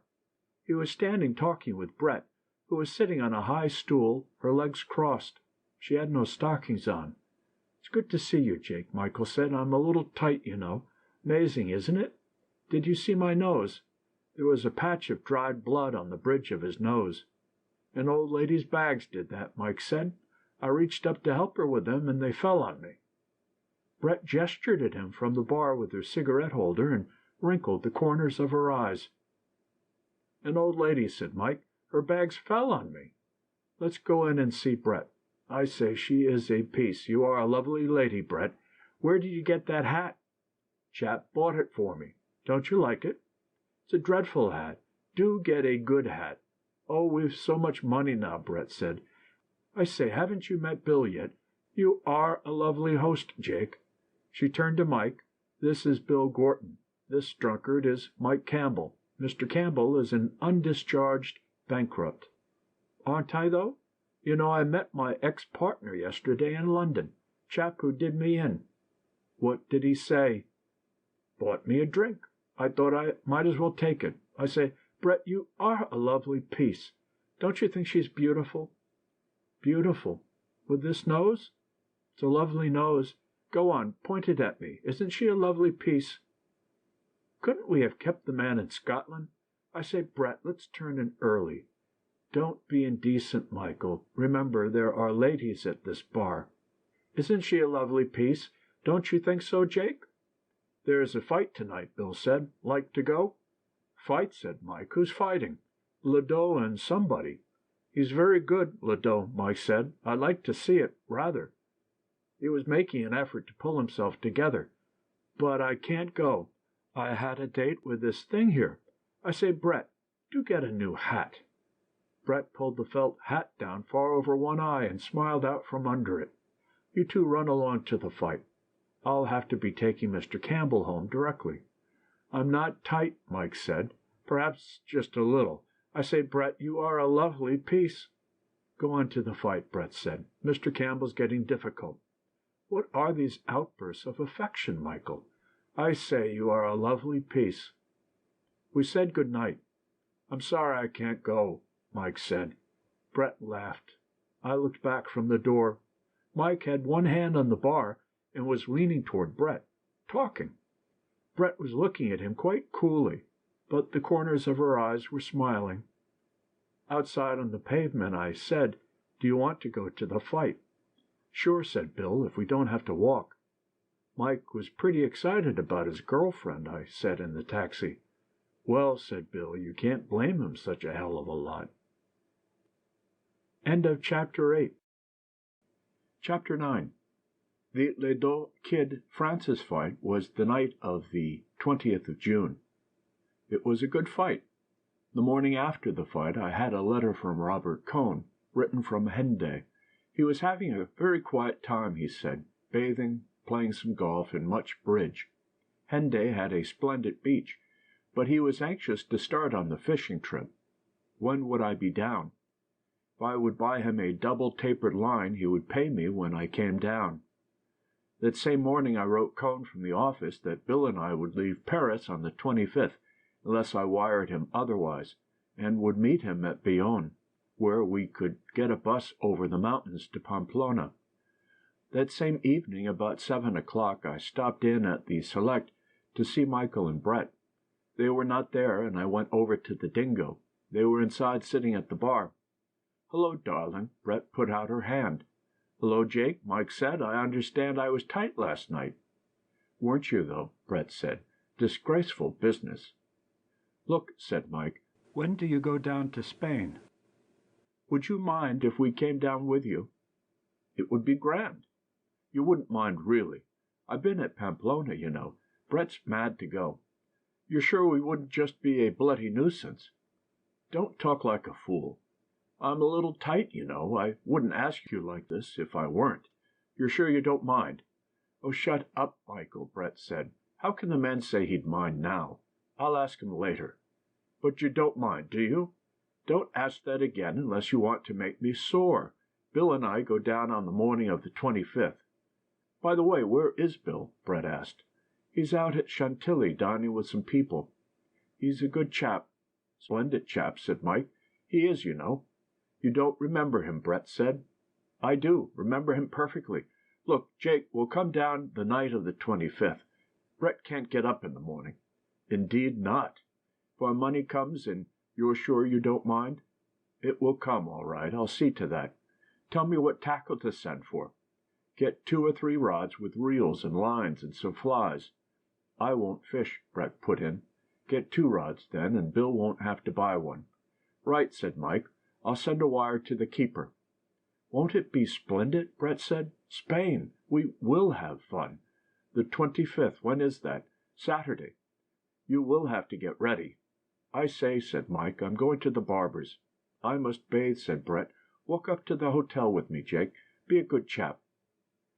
"We have got the loveliest hotel," Mike said. "I think it's a brothel." "We left our bags here at the Dingo when we got in, and they asked us at this hotel if we wanted a room for the afternoon only. Seemed frightfully pleased we were going to stay all night." "I believe it's a brothel," Mike said, "and I should know." "Oh, shut it and go and get your hair cut." Mike went out. Brett and I sat on at the bar. "Have another?" "Might." "I needed that," Brett said. We walked up the Rue de l'Alhambra. "I haven't seen you since I've been back," Brett said.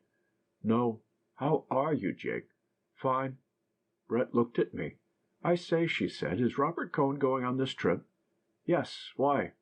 "Don't you think it will be a bit rough on him?" "Why should it?" "Who did you think I went down to San Sebastian with?" "Congratulations," I said. "We walked along." "What did you say that for?" "I don't know. What would you like me to say?" "We walked along and turned a corner." "He behaved rather well, too. He gets a little dull." "Does he? I rather thought it would be good for him." "You might take up social service." "Don't be nasty." "I won't. Didn't you really know?" "No," I said. "I guess I didn't think about it." "Do you think it will be too rough on him?" "It's up to him," I said. "Tell him you're coming. He can always not come." "I'll write him and give him a chance to pull out of it." I did not see Brett again until the night of the 24th of June. "Did you hear from Cohn?" "Rather. He's keen about it." "My God! I thought it was rather odd myself. Says he can't wait to see me." "Does he think you're coming alone?" "No, I told him we were all coming down together, Michael and all." "He's wonderful, isn't he?" "They expected their money the next day. We arranged to meet at Pamplona. They would go directly to San Sebastian and take the train from there. We would all meet at the Montoya in Pamplona.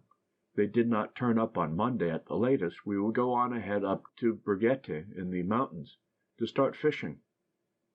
There was a bus to Burgete. I wrote out an itinerary so they could follow us. Bill and I took the morning train from the Gare d'Orsay. It was a lovely day, not too hot, and the country was beautiful from the start. We went back into the diner and had breakfast. Leaving the dining car, I asked the conductor for tickets for the first service. "Nothing until the 5th." "What's this?" There were never more than 2 servings of lunch on that train, and always plenty of places for both of them. "They're all reserved," the dining car conductor said. "There will be a 5th service at 3:30. "This is serious," I said to Bill. "Give him 10 francs. "Here," I said, "we want to eat in the first service." The conductor put the 10 francs in his pocket. "Thank you," he said. "I would advise you gentlemen to get some sandwiches. All the places for the first 4 services were reserved at the office of the company." "You'll go a long way, brother," Bill said to him in English. "I suppose if I'd given you 5 francs you would have advised us to jump off the train." "Comment?" "Go to hell," said Bill. "Get the sandwiches made and a bottle of wine. You tell him, Jake. And send it up to the next car." I described where we were. In our compartment were a man and his wife and their young son. "I suppose you're Americans, aren't you?" the man asked. "Having a good trip?" "Wonderful," said Bill. "That's what you want to do. Travel while you're young. Mother and I always wanted to get over, but we had to wait a while." "You could have come over 10 years ago, if you wanted to," the wife said. "What you always said was, 'See America first.' I will say we've seen a good deal, take it one way or another." "Say, there's plenty of Americans on this train," the husband said. "They've got 7 cars of them from Dayton, Ohio. They've been on a pilgrimage to Rome, and now they're going to Biarritz and Lourdes." "So that's what they are, pilgrims. Goddamn Puritans," Bill said. "What part of the States you boys from?" "Kansas City," I said. "He's from Chicago." "You both going to Biarritz?" "No, we're going fishing in Spain." "Well, I never cared for it myself. There's plenty that do out where I come from, though. We got some of the best fishing in the state of Montana. I've been out with the boys, but I never cared for it any." "Mighty little fishing you did on them trips," his wife said. He winked at us. "You know how the ladies are. If there's a jug goes along, or a case of beer, they think it's hell and damnation." "That's the way men are," his wife said to us. She smoothed her comfortable lap. "I voted against prohibition to please him, and because I like a little beer in the house, and then he talks that way. It's a wonder they ever find anyone to marry them." "Say," said Bill, "do you know that gang of Pilgrim Fathers have cornered the dining car until 3:30 this afternoon?" "How do you mean? They can't do a thing like that." "You try and get seats?" "Well, Mother, it looks as though we better go back and have another breakfast." She stood up and straightened her dress. "Will you boys keep an eye on our things? Come on, Hubert." They all 3 went up to the Wagon Restaurant. A little while after they were gone, a steward went through announcing the first service, and pilgrims, with their priests, commenced filing down the corridor. Our friend and his family did not come back. A waiter passed in the corridor with our sandwiches and the bottle of Chablis, and we called him in. "You're going to work today," I said. He nodded his head. "They start now at 10:30. "When do we eat?" "Huh? When do I eat?" He left 2 glasses for the bottle, and we paid him for the sandwiches and tipped him. "I'll get the plates," he said, "or bring them with you." We ate the sandwiches and drank the Chablis and watched the country out of the window. The grain was just beginning to ripen, and the fields were full of poppies. The pasture land was green, and there were fine trees and sometimes big rivers and chateaux off in the trees. At Tours we got off and bought another bottle of wine. And when we got back in the compartment, the gentleman from Montana and his wife and his son, Hubert, were sitting comfortably. "Is there good swimming in Biarritz?" asked Hubert. "That boy's just crazy till he can get in the water," his mother said. "It's pretty hard on youngsters traveling." "There is good swimming," I said, "but it's dangerous when it's rough." "Did you get a meal?" Bill asked. "We sure did. We sat right there when they started to come in, and they must have thought we were in the party. One of the waiters said something to us in French, and then they just sent 3 of them back." "They thought we were snappers, all right," the man said. "It certainly shows you the power of the Catholic Church. It's a pity you boys ain't Catholics. You could get a meal then, all right." "I am," I said. "That's what makes me so sore." Finally, at 4:15, we had lunch. Bill had been rather difficult at the last. He buttonholed a priest who was coming back with one of the returning streams of pilgrims. "When do us Protestants get a chance to eat, Father?" "I don't know anything about it. Haven't you got tickets?" "It's enough to make a man join the clan," Bill said. The priest looked back at him. Inside the dining car, the waiter served the 5th successive table d'hôte meal. The waiter who served us was soaked through. His white jacket was purple under the arms. He must drink a lot of wine, or wear purple undershirts. Let's ask him. No, he's too tired. The train stopped for half an hour at Bordeaux, and we went out through the station for a little walk. There was not time to get into the town. Afterward we passed through the Landes and watched the sunset. There were wide fire gaps cut through the pines, and you could look up them like avenues and see wooded hills way off. About 7:30 we had dinner, and watched the country through the open window in the diner. It was all sandy pine country, full of heather. There were little clearings with houses in them, and once in a while we passed a sawmill. It got dark, and we could feel the country hot and sandy and dark outside of the window. And about 9 o'clock we got into Bayonne.